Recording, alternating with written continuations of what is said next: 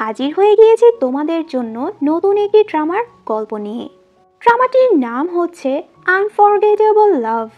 এই ড্রামাটি 2021 সালে ব্যাপক সাড়া পেয়েছিল, যেখানে আমরা সুন্দর লাভ স্টোরির পাশাপাশি কিউট একটি বাচ্চার চরিত্র দেখতে পাবো। আশা করছি ড্রামাটি তোমরা অনেক এনজয় করবে। তো বেশি কথা না বাড়িয়ে চলো শুরু করছি আমাদের আজকের ড্রামার এক্সপ্লেনেশন। শুরুতেই আমরা ইয়ানকে দেখি, যে হেসি গ্রুপের সিও ছিল। ওর ছোট্ট কিউট একটা ছেলে রয়েছে যার নাম বাও। বাবা ছেলে তো সেম ড্রেস আপ করে। এরপর আমরা ইউকে দেখি, ও একজন সাইকোলজিস্ট। ওর এক্স বয়ফ্রেন্ড জিয়াং, যার এখন নতুন গার্লফ্রেন্ড রয়েছে। ইউ ওকে বলে, আমি তোর জন্য অনেক কষ্ট করেছি, আমার টাকা দিয়ে ওকে আমি অ্যাব্রড পাঠিয়েছি স্টাডি করার জন্য, কিন্তু দেখো এখন আমাকে ধোকা দিয়ে দিল। ও আমার সব মেডিসিনের ক্রেডিটও নিয়ে গিয়েছে, এই আবর্জনাটাকে তুমিই সামলাও। অন্যদিকে বাও তো অফিসের অবস্থা খারাপ করে ফেলে। ইয়ানের সেক্রেটারি ওকে থামানোর চেষ্টা করে, কিন্তু ও কারো কথাই শুনে না। তখন ওখানে ইয়ান চলে আসে। এখানে আমরা জানতে পারি বাওয়ের সাইকোলজিক্যাল ডিজিজ রয়েছে। ও কারোর সাথেই কথা বলে না, এমনকি নিজের বাবার সাথেও। কোনো ডক্টরই ওর ট্রিটমেন্ট করাতে পারছে না। ইয়ানের ইম্পর্ট্যান্ট কাজ ছিল নিজের সাথে বাওকেও নিয়ে যায়। এদিকে ইউদ ওর ফ্রেন্ড রুইয়ের সাথে ছিল, ওরা একসাথে ড্রিঙ্ক করে। রুই ওকে বলে, ইয়াং তো হেসি গ্রুপ থেকে একটা অ্যাওয়ার্ড পেতে চলেছে, তুমি যে রিসার্চ করেছিলে রিসার্চের ক্রেডিট তো ও নিচ্ছে। জিয়াংয়ের থেকে বদলা নেওয়ার জন্য ও জলদি করে ওখান থেকে চলে আসে। এদিকে ইয়ান লাইভ স্ট্রিম করছিল, বাবাকে এত বিজি দেখে বাও ওখান থেকে চলে যায়। ইয়ান বাওকে নিজের কাছে না দেখতে পেয়ে খুবই টেনশনে পড়ে যায়, আশেপাশেও খুঁজতে থাকে। বাবা তো একদম নিচের ফ্লোরে চলে আসে, ওখানে নিজের বাবার কিছু পোস্টার দেখে পোস্টারের মধ্যে স্টিকার লাগাচ্ছিল। এখানে সব স্টাফরা ওকে ঘিরে ফেলে আর নানান কোশ্চেন করতে থাকে। স্টাফরা ওকে একটু বকা দিয়ে বলে, তুমি এরকম কেন করছো? এত মানুষকে একসাথে দেখে ও ভীষণ ভয় পেয়ে যায়। ও সবার থেকে লুকোনোর চেষ্টা করে। বাও পড়ে যেতে নিচ্ছিল, ইউ ওকে ধরে ফেলে, ওকে শান্ত করার চেষ্টা করে। বাও তো কার্ডের মাধ্যমে ওর সাথে কথা বলে। ইউ বলে, আচ্ছা তোমার নাম তাহলে বাও, তুমি সবার থেকে পালানোর চেষ্টা করছো। আর বলে, তুমি তোমার বাবার সাথেও রেগে আছো, দেখো তুমি ওদের পোস্টারটি দিয়ে দাও, আমি তোমাকে একটি গিফট দিব। ইউ ওকে একটা রুমাল গিফট করে। বাও তো অনেক বেশি খুশি হয়ে যায়। ইয়ানের অ্যাসিস্ট্যান্ট বাওকে ইউ এর সাথে এত কমফোর্টেবল দেখে খুবই অবাক হয়ে যায়। অন্যদিকে ইয়ান তো বাওকে খুঁজছিল। ইউ তো জিয়াংকে খুঁজতে খুঁজতে ওখানে চলে আসে, আর ইয়ানকে দেখে ভাবে হয়তো এটা ওর এক্স বয়ফ্রেন্ড। ফেস না দেখে পিছন থেকে ওকে মারতে শুরু করে। তোমার এত বড় সাহস, তুমি আমার কাজের ক্রেডিট নিতে চাচ্ছ? তুমি এই অ্যাওয়ার্ড তো কখনোই পাবে না, তুমি এটা ডিজার্ভই করো না। তখন তো ইয়ান লাইট অন করে। ইয়ানকে এখানে দেখে তো ইউ ভীষণ ভয় পেয়ে যায়। ও চলে যেতে নেয়, কিন্তু তখন তো ওর টাইয়ের সাথে নিজের চুল আটকে যায়। ও তো ছাড়ানোর চেষ্টা করে। তখন তো আমরা দেখি লাইভ স্ট্রিম এখনো চলছিল। ইউ তো ওকে সরি বলে আর নিজের চুলই টাইয়ের থেকে কেটে নেয়। এরপর তো ইউ ওখান থেকে চলে যায়। বাইরে এসে জিয়াং আর ওর গার্লফ্রেন্ডকে একসাথে দেখে তো ও আরো রেগে যায়, মন খারাপ করে ওখান থেকে চলে আসে। এদিকে ইয়ান তো যখন উইনারের নাম অ্যানাউন্স করবে, তখন ওর ইউ এর কথা মনে পড়ে আর এটা বলে দেয় অ্যাওয়ার্ডের উইনার কেউই হয়নি। এরপর ইয়ান বাওয়ের ডক্টরের ফাইলগুলো যখন চেক করছিল, তখন ওখানে ইউ এর ফাইলটি দেখতে পায়। ইউ এর ছবি দেখে তো ও রেগে ডাস্টবিনে ফেলে দেয় ফাইলটি। রাতে বাও ঘুমোতে পারছিল না, ও ইউ এর দেওয়া রুমালটি শুকতে থাকে। ওর ছোটবেলার একটা ঘটনার কথা মনে পড়ে। এদিকে ইয়ানও অ্যাক্সিডেন্টের একটা স্বপ্ন দেখছিল। একটা মেয়ে অ্যাক্সিডেন্টের থেকে ছোট একটা বাচ্চাকে বাঁচিয়ে নিল, কিন্তু মেয়েটির ফেস ও দেখতে পায় না। পরের দিন ইয়ানের ফ্রেন্ড ও মোকে বলে, তোমার আর ওই মেয়েটির ভিডিওটি পুরো ভাইরাল হয়ে গিয়েছে, মেয়েটি কে ছিল তোমার সাথে? ইয়ান বলে, ওই মেয়েটি ইচ্ছে করেই এগুলো করেছে, ও হেসি গ্রুপকে নিচু করতে চাচ্ছে। এদিকে আমরা জানতে পারি রুই আর ইউ ওরা একই বাসায় থাকে। রুই এসে ওকে বলে, তোমার আর মিস্টার ইয়ানের ভিডিওটি তো পুরো ভাইরাল হয়ে গিয়েছে। ইয়ান ছোটখাটো সব বিষয়ে বাওয়ের খুব খেয়াল রাখতো। ওর কাছে ওই রুমালটি দেখে ও ওয়াশ করতে দিয়ে দেয়, কিন্তু বাও যখন এটা জানতে পারে তখন ও অনেক রেগে যায়। ওই রুমালটি থেকে ক্লিন করার আগে একটা স্মেল আসছিল, কিন্তু এখন আর ওই স্মেলটি ও পাচ্ছে না। এরপর তো বাওকে ও আবারও হসপিটালে নিয়ে যায়। ইয়ান ওখান থেকে চলে যাওয়ার পর হসপিটালে ইউ আসে। বাও এখানে অনেক কান্না করছিল। ইউ যখন আসে তখন তো সাথে সাথেই চুপ হয়ে যায়। বাও ইউ এর সাথে খুব ভালো ব্যবহারই করে। একটু পর বাওকে ইউ এর সাথে দেখে তো ইয়ান খুবই রেগে যায়। ইউকে বলে, তাহলে ওই ভিডিওটি তোমারই প্ল্যান করা ছিল। তোমার জন্য তো আমার কোম্পানিতে অনেক লস হয়েছে, বলো তোমার কত টাকার দরকার। ইউ বলে, 300 টাকা দাও, কারণ তোমার জন্য আমার হেয়ার স্টাইল নষ্ট হয়ে গিয়েছিল। ইয়ান তো অনেক অবাক হয়ে যায়, তাও ওকে 300 টাকার একটা চেক দিয়ে দেয়। এরপর বাওকে নিয়ে যেতে নেয়, তখন বাও ওকে একটা কার্ড দেয়, কিন্তু ইয়ান ওর হাত থেকে কার্ডটিও নিয়ে চলে আসে। বাও ইয়ানকে বলে, আমি চাই আমার ডক্টর মিস ইউই হোক, উনিই আমাকে ওই রুমালটি দিয়েছিল। ইয়ান তো কোনোভাবেই মানছিল না। অ্যাসিস্ট্যান্ট বলে, এই প্রথম বাও কোনো অপরিচিত মানুষের এত ক্লোজ এসেছে। ইয়ান তো কোনোভাবেই ইউকে হায়ার করতে চায় না। ইয়ান এসে দেখে বাও ইউ এর দেওয়া ললিপপ নিয়ে ঘুমাচ্ছে। ইয়ান ভাবে, আমি তোমার জন্য হলেও ওই মেয়েটিকে হায়ার করব। এরপর তো ইয়ান ওকে একটা ইমেল সেন্ড করতে নেয়। ওম বলে, এখনকার মেয়েরা তো হ্যান্ডসাম ছেলে খুঁজে। এটা বলে ও ইয়ানের কিছু ছবি পাঠিয়ে দেয়। ইউ তো মিস্টার ইয়ানের ছবি দেখে অনেক বেশি রেগে যায় আর বলে, ও আমাকে হায়ার করতে নিজের ছবি পাঠাচ্ছে কেন। ইউ ওকে কোনো রিপ্লাই করেনি। রিপ্লাই না পেয়ে ইয়ান ডিরেক্ট ওকে কল করে, কিন্তু ও কলটিও কেটে দেয়। এরপর তো ও ইউ এর কাছে আসে আর ওকে বলে, তোমার কত টাকা লাগবে আমাকে বলো। ইউ বলে, তুমি টাকা দিয়ে সব কিনতে পারবে নাকি। ইয়ান আপসেট হয়ে আবারও ফিরে আসে। ওম বলে, ওকে হায়ার করতে হলে অবশ্যই তোমার ওর মনটাকে জিততে হবে। ওমের কথা মতো ইয়ান ওর হসপিটালে বিভিন্ন উপহার পাঠাতে থাকে। ওর হসপিটালের বাইরে এসে ওয়েট করে ওকে পিক করার জন্য, কিন্তু ওকে দেখে ইউ নিজের স্কুটি নিয়ে জলদি করে চলে যায়। কিন্তু ইয়ান ওর সামনে চলে আসে।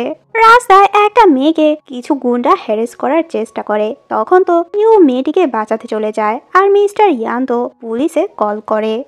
কিন্তু গুন্ডাগুলো যখন ইউ এর উপর অ্যাটাক করতে নেয়, তখন ও নিজে এসে ওই গুন্ডাগুলোর সাথে ফাইট করে। এরপর তো ইউ ওর আঘাতের জায়গাগুলোতে মেডিসিন লাগিয়ে দেয়। ইয়ান বলে, যেহেতু আমি তোমাকে হেল্প করেছি, এর রিটার্নে আমাকে তুমি কি দিবে। ইউ ওকে একটা ললিপপ দিয়ে চলে যায়। ইয়ান তো মিটিংয়ে বসেও ইউ এর কথাই ভাবছিল। এরপর তো বাও এর কথা মতো ও ইউ এর জন্য কেক বেক করে। হসপিটালে বাও আর ইয়ান ওর জন্য কেক নিয়ে আসে। মিস্টার ইয়ান আর ইউকে একসাথে দেখে তো বাও অনেক বেশি খুশি হয়ে যায়। বাও এগুলো গিয়ে ওমের সাথে শেয়ার করে। ওম তো খুব ইন্টারেস্ট নিয়েই ওর কথাগুলো শুনছিল। বাসায় এসে ইউ ভাবতে থাকে, আমি ওকে যতটা খারাপ ভেবেছি ও আসলে ততটা খারাপ না। একটু পর হঠাৎ করে ইলেকট্রিসিটি চলে যায়। রুই এসে বলে, আমি তো বিল পে করিনি, এজন্যই ইলেকট্রিসিটি চলে গিয়েছে। পরের সিনে ইউ যখন বাওকে ওর জন্মদিনের তারিখ জিজ্ঞাসা করে, তখন তো বাও একটু রেগে যায়। ইউ ইয়ানকে এ ব্যাপারে জিজ্ঞাসা করে। ইয়ান বলে, ওর জন্মদিনের দিন 5 বছর আগে ওর ফ্যামিলির গাড়ি অ্যাক্সিডেন্ট হয়েছিল। ও ওর বাবা মাকে হারিয়েছে। ওই অ্যাক্সিডেন্টের পরই ও শকে চলে গিয়েছে। আমি অনেক ডক্টর দেখিয়েছি, কিন্তু ও কোনোভাবেই সুস্থ হতে পারছে না। ইউ বলে, তাহলে ওর এই জন্মদিনটা আমরা স্পেশাল করি। এরপর ইউ ওর ফ্রেন্ড রুইকে বলে, যেভাবেই হোক আমি বাওয়ের হেল্প করব। রুই ওকে জিজ্ঞাসা করে, তুই ওকে হেল্প করতে চাচ্ছিস নাকি ওর বাবার। ইউ বলে, অ্যাজ আ ডক্টর হিসেবে আমি বাওয়েরই হেল্প করার কথা বলছি। এরপর তো ও আর ইয়ান মিলে বাওয়ের জন্মদিনের জন্য প্রিপারেশন নিচ্ছিল। গাড়ির মধ্যেই ইউ ঘুমিয়ে পড়ে। ওকে ঘুমোতে দেখে ইয়ান ওর হাতে একটা লাভ ব্রেসলেট পরিয়ে দেয়। আসলে এই ব্রেসলেটটির প্রজেক্ট নিয়ে ওদের কোম্পানিতে কাজ চলছিল। ইউ এর হঠাৎ করে ঘুম ভেঙে যায় আর বলে, তুমি কি আমার সাথে ফ্লার্ট করার চেষ্টা করছো। ইয়ান বলে, না, এই ব্রেসলেটটি পরালাম। ইউ বলে, এটা তো লাভ ব্রেসলেট। আমার পার্টনারকে ওয়েট, এই ব্রেসলেট থেকে তো আমি আমার পার্টনারকে কল করতে পারবো। তখন ইয়ান বলে, না না, অনেক রাত হয়ে গিয়েছে, তুমি এখন বাসায় যাও। পরদিন সকালে রুই তো ইউকে বলে, তোমার তো জ্বর এসেছে, তোমার মেডিসিন নেওয়া উচিত, আর বাসায় একটু রেস্ট নাও। তখন ইউ বলে, না, আমার হসপিটালে যেতে হবে আমার পেশেন্টদের চেক আপ করতে। ইয়ান ব্রেসলেটের মাধ্যমে জানতে পারে ইউ যে অসুস্থ। ওকে কল করে বলে, তুমি এক্ষুনি মেডিসিন নাও। এটা শুনে তো ইউ একটু অবাক হয়ে যায়, ও অসুস্থ এটা ও কিভাবে জানলো। কিন্তু এরপরও ও কোনো মেডিসিন নেয় না। রুই তো ওকে রেস্ট নিতে বলে বিজনেস ট্রিপে চলে যায়। ইয়ান বারবার ইউকে কল করে, কিন্তু ও কলটি ধরে না। এই জন্য জলদি করে ও ইউ এর বাসায় চলে আসে। ইউ বাথটাবে ছিল। ও এতই অসুস্থ ছিল, ও বাথটাব থেকে উঠতেই পারে না। ইয়ান ইউ এর দরজার লক খোলার চেষ্টা করে, তখন তোর ইউ এর জন্মদিনের তারিখ মনে পড়ে। এরপর তো জলদি করে ভেতরে আসে। পুরো বাসা খুঁজতে থাকে, কিন্তু ইউ ছিল না। জলদি করে ও ওয়াশরুমে চলে আসে। ইউ তো জামা পরছিল। ইয়ান খুবই লজ্জা পেয়ে বলে আমি কিছুই দেখিনি। ইউ ওকে কিছু একটা বলতে নেয়, ইয়ান তো দরজা বন্ধ করে চলে যায়। বাইরে ওর জন্য ওয়েট করতে থাকে। ইউ তো ওকে বারবার দরজা খোলার কথা বলে, কারণ দরজার লকটি নষ্ট ছিল। অনেক কষ্টে দরজা খুলে ইয়ানকে অনেক বকাবকি করতে থাকে। এরপর তো ইয়ান লক্ষ্য করে ওর তো অনেক জ্বর এসেছে। একটু পর ও যখন ঘুমিয়ে পড়ে তখন তো ইয়ান লক্ষ্য করে ওর বাসা তো অনেক নোংরা। ও ভাবতে থাকে ও নিজেরই ঠিক মতো খেয়াল রাখতে পারে না, আমার বাউয়ের কিভাবে খেয়াল রাখবে।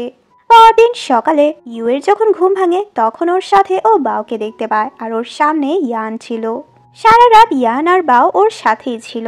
নিজের বাসায় তো পরিষ্কার দেখে ও অনেক বেশি অবাক হয়ে যায়। আসলে কাল রাতে ইয়ান পুরো বাসাটি ক্লিন করেছিল। ও ইয়ানকে জিজ্ঞাসা করে তুমি আমার বাসায় কিভাবে ঢুকলে।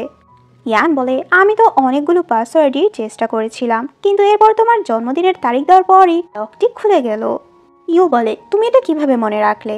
তখন তো ইয়ান বলে তোমার বলা প্রতিটি কথাই আমার মনে আছে, কারণ তুমি বাউয়ের ফিউচার ডক্টর। একটু পর ওখানে বাউ আসে। তখন তো ইউ বলে সরি আমরা তোমার বার্থডে সেলিব্রেট করতে পারিনি, কিন্তু তুমি আমার কাছ থেকে যাই চাইবে আমি তোমাকে তাই দেওয়ার চেষ্টা করব। বাউ বলে তুমি আমার মা হবে তো। ইউ অবাক হয়ে বলে আমি তোমার মা হব? আচ্ছা আগে তুমি আমাকে মা বলে ডাকো। কিন্তু বাউ তো কথা বলতে পারে না, ওর মুখ দিয়ে কোনো শব্দই বের হয় না। বাসায় এসে তো বাউ ইয়ানের উপর খুবই রেগেছিল, যেভাবেই হোক ওর মাকে চাই। পরের দিন ওরা ইউ এর বাসার সামনে ওয়েট করছিল। বাউ অনেক রিকোয়েস্ট করাতে ইউ ওদের সাথে যেতে রাজি হয়ে যায়।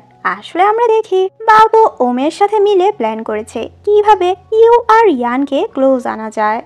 ইয়ান বাই দুজনে একসাথে গেম খেলে, কিন্তু এখানে বাউয়ের প্ল্যান মতো কিছুই হয় না।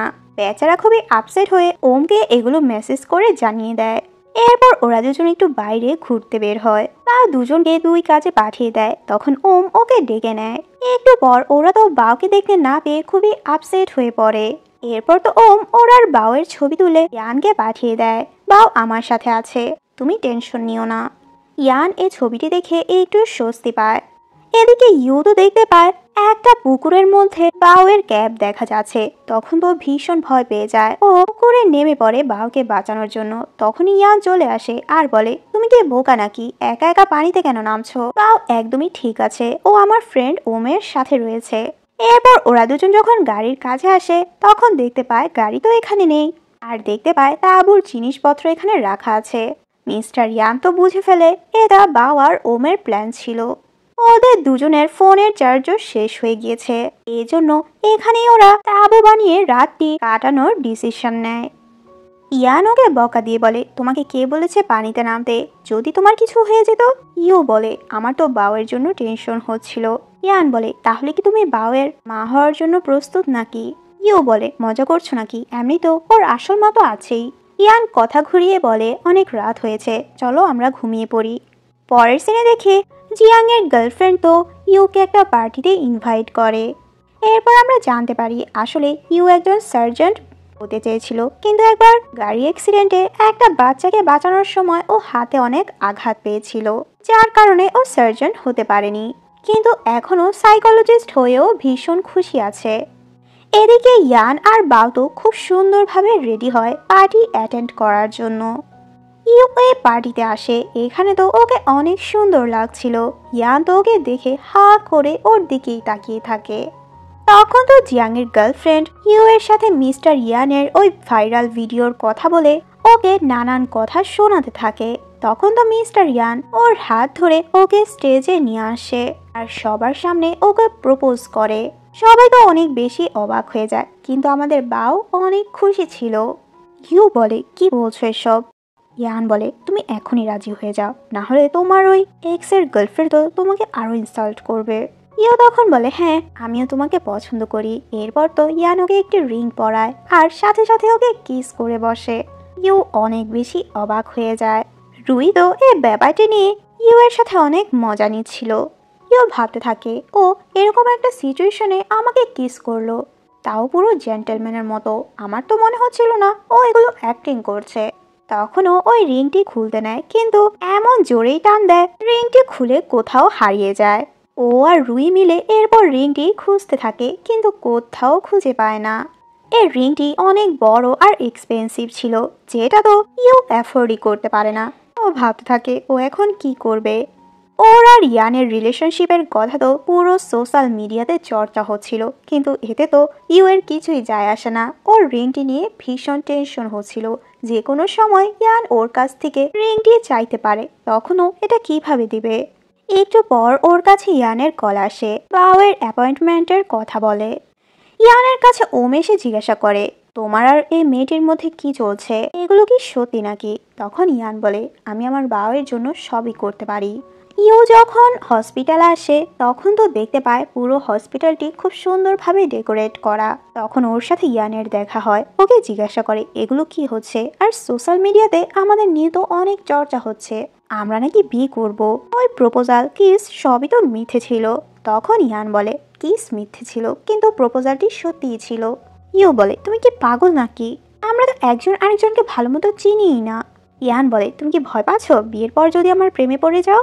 ইয়ান ওর সাথে ফ্লার্ট করার চেষ্টা করে। ইয়ান বলে, এখন সবাই জেনে গিয়েছে তুমি আমার ফিয়ন্সে। ইউ বলে, আমি তোমাকে কিভাবে বিয়ে করব, আমি তো তোমাকে পছন্দই করি না। ইয়ান বলে, তোমার কি মনে হচ্ছে আমি তোমাকে পছন্দ করি? আমি তো বিয়েটা শুধু বাওয়ের জন্য করছি। বাও আর ওম মিলে তো হাসপাতালে জিয়াং আর ওর গার্লফ্রেন্ডের মান ইজ্জত পুরো ধুলোয় মিশিয়ে দেয়। এতে তো ইয়ান ওদের উপর ভীষণ রেগে যায়। ওম ইয়ানকে বলে, তোমারে বিয়ের নিউজটি দেখে তো আমার বাবা চাচ্ছে আমিও কাউকে বিয়ে করে নেই। অন্যদিকে ইউ তো এর সব কিছু নিয়ে ভেবে খুবই আপসেট ছিল। তখনও দেখতে পায় একটি বিড়াল গাছে আটকা পড়ে গিয়েছে। ও বিড়ালটিকে হেল্প করার জন্য নিজের হাতের ব্রেসলেটটি খুলে নেয়। যদিও গাছের সাথে ব্রেসলেটটি ভেঙে ফেলে তাহলে কি হবে। পকেটে ব্রেসলেটটি রেখে দেয়। এরপর বিড়ালটিকে যখন নামাতে নেয় তখন তো পকেট থেকে ব্রেসলেটটি নিচে পড়ে যায়, আর যে নোটিফিকেশন ইয়ানের কাছে চলে যায়। ও অনেকবার ইউকে কল করে কিন্তু ওর ফোনটি বন্ধ ছিল। ও খুবই আপসেট হয়ে পড়ে। ইউ বিড়ালটিকে তো হেল্প করে কিন্তু নিচে পড়ে যেতে নেয়। তখন একটা ছেলে যার নাম ছিল ফ্যাং ও ইউকে বাঁচিয়ে নেয়। আসলে ফ্যাং ওর স্কুলের সিনিয়র ছিল। ফ্যাং ওর ব্রেসলেটটি তুলে ওকে দেয়। এরপর তো ইউ ওর ব্রেসলেটটি আবারও পকেটে রেখে দেয়। অন্যদিকে ইয়ান তো ওকে খুঁজতে খুঁজতে ওর বাসা চলে আসে, কিন্তু ও তো পাসওয়ার্ড চেঞ্জ করে দিয়েছিল। এদিকে ফ্যাং এর সাথে ইউ ফ্যাং এর অফিসে আসে। ফ্যাং স্ট্রে ক্যাটসদের অনেক যত্ন নিত। ইয়ান তো ওর উপর অনেক রেগে যায় ও ইউ এর বাসার সামনেই ওর জন্য ওয়েট করতে থাকে। তখন ওকে অন্য একটা ছেলের সাথে দেখে ও ভীষণ জেলাস হয়ে যায়। ইয়ান তো এসে ইউকে বকা দিয়ে বলে, এই ব্রেসলেটটি পকেটে রাখার জন্য না, এটা হাতে পরার জন্য। আর এই ছেলেটি তোমার সাথে কে? ইউ বলে, আমি কেন তোমাকে বলবো। ফ্যাং তখন ওর পরিচয় দেয়। ইয়ান বলে, তোমাকে অনেক ধন্যবাদ আমার ফিয়ন্সেকে হেল্প করার জন্য। ইয়ান বলে, যেহেতু তুমি আমার ছেলের মা সেহেতু তুমি এখন থেকে অন্য ছেলেদের কাছেও যাবে না। ইউ বলে, আমি তো কখনোই তোমাকে বিয়ে করব না। ইয়ান জানতে পারে ইন্টারনেটে তো ইউকে নিয়ে অনেক বাজে বাজে আর্টিকেল লেখা হচ্ছে, ও নাকি ইয়ানকে নিজের প্রেমে ফাঁসাচ্ছে। ইয়ান বলে, এগুলো যেভাবেই হোক রিমুভ করার চেষ্টা করো।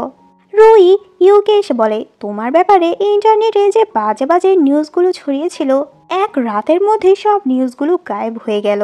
কিছু মেয়ে এসে তো ইউকে নানান কথা শোনাতে থাকে। তখন ওখানে ইয়ান চলে আসে আর বলে, আমার ওয়াইফ তো খুব ভালো একটা ইনস্টিটিউট থেকে ওর স্টাডি কমপ্লিট করেছে, ও তো ন্যাশনাল অ্যাওয়ার্ডও জিতেছে।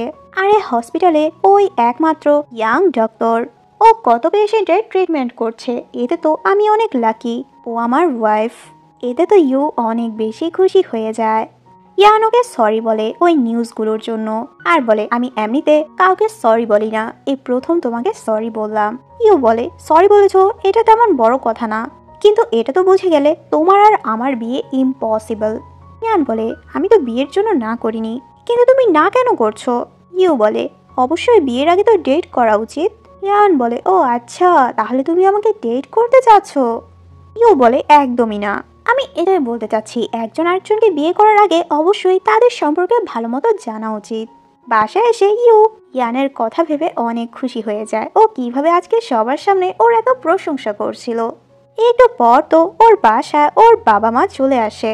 ওর বাসার এই অবস্থা দেখে ওর মা ওকে অনেক বকা দেয়। এরপর ওর মা বলে, আমরা যদি না আসতাম তাহলে তো জানতামই না তুমি মিস্টার ইয়ানকে বিয়ে করছো। এরপর তো ইউ ওর বাবা মাকে সব কিছু বলে। ওর বাবা মা কিছু বলার আগেই ওনাদেরকে চুপ করিয়ে দেয়। ইউ বলে, তোমরা কি এখানে থাকবে নাকি চলে যাবে? তখন ওনারা বলে, আমরা তো এখানে কিছুদিন থাকবো। ইয়ান ওমকে কল করে জিজ্ঞাসা করে, আচ্ছা একটা ছেলে যদি আর একটা মেয়েকে ওর বাসায় গিয়ে দেয় তাহলে এর মানে কি? ওম বলে, তার মানে তো এটাই দাঁড়ায় মেয়েটি ছেলেটির কাছে খুবই স্পেশাল, হয়তো ছেলেটি মেয়েটিকে পছন্দ করে। ইয়ান ডিরেক্ট চলে আসে ফ্যাংয়ের অফিসে। হিও এখানে আসে বিড়ালটিকে দেখার জন্য। ওখানে ইয়ানকে দেখে একটু অবাক হয়ে যায়। ইউ ইয়ানকে বলে, আসলে আমি আর ফ্যাং এখন লাঞ্চ করতে যাব, তুমি তো এরকম ফুড খাওয়াই না, আমরা দুজনই তাহলে যাচ্ছি। ইয়ান বলে, হ্যাঁ হ্যাঁ, তোমরা যে খাবার খাও ওগুলো তো একদম আনহেলদি খাবার। এরপর ফ্যাং আর ইউ চলে আসে লাঞ্চ করার জন্য। ফ্যাং তো ইউকে খুব ভালোই ট্রিট করছিল। আমরা দেখি আমাদের জেলাস মিস্টার ইয়ান ওদের উপর নজর রাখছে। ওদের দুজনকে একসাথে এত হ্যাপি দেখে তো মিস্টার ইয়ান অনেক জেলাস হয়ে যায় আর নিজেকে কন্ট্রোল করতে না পেরে ওখানেই চলে আসে। কেউ জিজ্ঞাসা করে, তুমি এখানে কেন আসলে? ইয়ান বলে, আমি দেখতে এসেছি তোমরা কিরকম রেস্টুরেন্টে আসো। ইয়ানের একটা জায়গায় মিটিং ছিল, ওর সাথে বাউকেও নিয়ে এসেছে। ওকে লবিতে বসিয়ে ও মিটিংয়ে চলে যায়। বাউ যখন একা ছিল তখন ওর সাথে ইউ এর মায়ের দেখা হয়। বাউকে একা দেখে তো উনি এসে বাউয়ের সাথে গল্প করা শুরু করে। ওকে জিজ্ঞাসা করে, তোমার মা কোথায়, কি করে? মায়ের কথা জিজ্ঞেস করাতে বাউ ইউ এর ছবি দেখায়। ইউ এর ছবি দেখে তো উনি অনেক বেশি অবাক হয়ে যায়। বাসায় এসে ইউ এর মা ওকে বলে, আমি তো মিস্টার ইয়ানের উপর নজর রাখতে গিয়েছিলাম, কিন্তু আমি জানতে পারলাম ওর একটা ছেলেও রয়েছে। এই বিয়ে নিয়ে তো আমাদের কোনো প্রবলেম নেই, কিন্তু ওর অলরেডি একটা ছেলেও রয়েছে। তুই ওর পাস্ট নিয়ে সবকিছু জানিস তো, এগুলো নিয়ে তো আমাদের কথা বলা উচিত। ইউ বলে, আমার আর মিস্টার ইয়ানের মধ্যে কিছুই চলছে না, আর এতে আমার কিছুই যায় আসে না। রুই ইউকে টেক্সট করে। ও যখন বাইরে আসে তখন ওখানে মিস্টার ইয়ানকে দেখতে পায়। ইয়ান তো বাসায় যেতে চাচ্ছিল, কিন্তু ও কোনোভাবে ইয়ানকে বাসায় যেতে দিচ্ছিল না। ইয়ান বলে, তুমি আমার কাছ থেকে সময় চেয়েছো তাই না? আচ্ছা ঠিক আছে, আমি তোমাকে সময় দিচ্ছি যাতে করে তুমি আমাকে ভালোভাবে জানতে পারো। আচ্ছা বলো, তুমি কতদিন সময় চাচ্ছ? ইউ বলে, 5 বছর। না না, 2 বছর। 2 বছর ঠিক আছে। ইয়ান বলে, 2 বছর? আমি তোমাকে 2 সপ্তাহ সময় দিচ্ছি। তোমার যেটা জানার ইচ্ছা তুমি আমাকে জিজ্ঞেস করো, আমি আমার সম্পর্কে তোমাকে সবকিছু বলবো। ইউ ওকে বলে, আচ্ছা আচ্ছা, এটা বলেও জলদি করে বাসায় চলে আসে। ইয়ান ভাবতে থাকে, ওরা তো তারা কিসের, ওর বাসায় কি কোনো ছেলেকে লুকিয়ে রেখেছে নাকি? রুই আর ইউ মিলে প্ল্যান করতে থাকে যাতে করে ওর বাবা মার সাথে কোনোভাবে মিস্টার ইয়ানের দেখা না হয়। বা ওর বাবার উপর অনেক রাগ করে কেন এখনো ওর মাকে আনা হচ্ছে না। এদিকে ইউ এর ফোন থেকে তো ইউ এর মা মিস্টার ইয়ানকে টেক্সট করে দেখা করার কথা বলে। ইয়ান তো সাথে সাথে রিপ্লাই দেয়। এতে তো ইউ এর বাবা মা অনেক বেশি খুশি হয়ে যায়। এরপর তো মিস্টার ইয়ান ওনাদের সাথে দেখা করতে আসে আর খুব সুন্দরভাবে গ্রিট করে। ওমের বলাতে তো ইয়ান ওনাদের জন্য অনেক গিফট নিয়ে এসেছিল। এত গিফট দেখে তো ওর বাবা মা অনেক বেশি অবাক হয়ে যায়। ইউ এর বাবা মা ওদের বিয়ের ব্যাপারে জিজ্ঞাসা করে। ইয়ান তো পুরো বিয়ের প্ল্যানই রেডি করে রেখেছে। এখানে ইউ এর কথা কেউই শুনে না। ইউ এর বাবা তখন বাউয়ের বাবা মার কথা জিজ্ঞাসা করে। তখন ইয়ান বলে, আসলে বাউয়ের বাবা মা গাড়ি অ্যাক্সিডেন্টে মারা গিয়েছে। আমি ওকে ছোট থেকেই বড় করেছি, ওর যত্ন নিচ্ছি। ও যে আমার ভাইয়ের সন্তান এটা খুব কম মানুষই জানে। আমি এটা কাউকে বলতে চাই না বাউয়ের আসল বাবা মাকে। ইউ এর বাবা মা ওর উপর অনেক বেশি ইমপ্রেস হয়ে যায় আর বলে, তুমি কত কম বয়স থেকেই এত দায়িত্বশীল একজন মানুষ। আর এমনিতেও বাউকে তো আমার অনেক ভালো লেগেছে, ও অনেক সুইট একটি বাচ্চা। ইউ এর পরিবারের সাথে ডিনার করে তো ইয়ান অনেক বেশি খুশি হয়ে যায়। অনেক রাত হয়ে গিয়েছে। ইউ ওকে বাসায় যাওয়ার কথা বলে, কিন্তু ইয়ান তো এখানেই থাকতে চাচ্ছে, তাও আবার ইউ এর রুমে। এরপর ইয়ান ইউকে বলে, আসলে আমি তো ভেবেছি ডিনার করেই চলে যাব, কিন্তু তোমার মায়ের হাতের রান্না এত মজা, এজন্য আমি ব্রেকফাস্ট করেই যাব ভাবছি।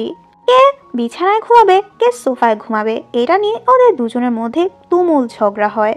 ঝগড়ার মধ্যে তো দুজনেই বিছানার মধ্যে পড়ে যায়। ইউ ওখান থেকে চলে যেতে নেয়। তখন ইয়ান ওর হাত ধরে বলে, আমি তো তোমাকে নিয়ে অনেক জেলাস। তোমার কি সুন্দর একটা পরিবার রয়েছে, তোমরা একসাথে প্রতি বেলায় খাওয়া দাওয়া করো, কত ভালো সময় কাটাও তোমরা, কিন্তু আমার কাছে এরকম কিছুই নেই, আমার পরিবার নেই। ইউ বলে, কিন্তু তোমার কাছে তো বাও রয়েছে। ইয়ান বলে, আমি অনেক খারাপ একজন বাবা, আমি কখনো ওকে হ্যাপি করতে পারিনি। ইউ বলে, না এমন কিছুই না, আমি জানি তুমি বাওকে অনেক বেশি ভালোবাসো। একটু পর ইয়ানের কাছে কল আসে, বাও অসুস্থ।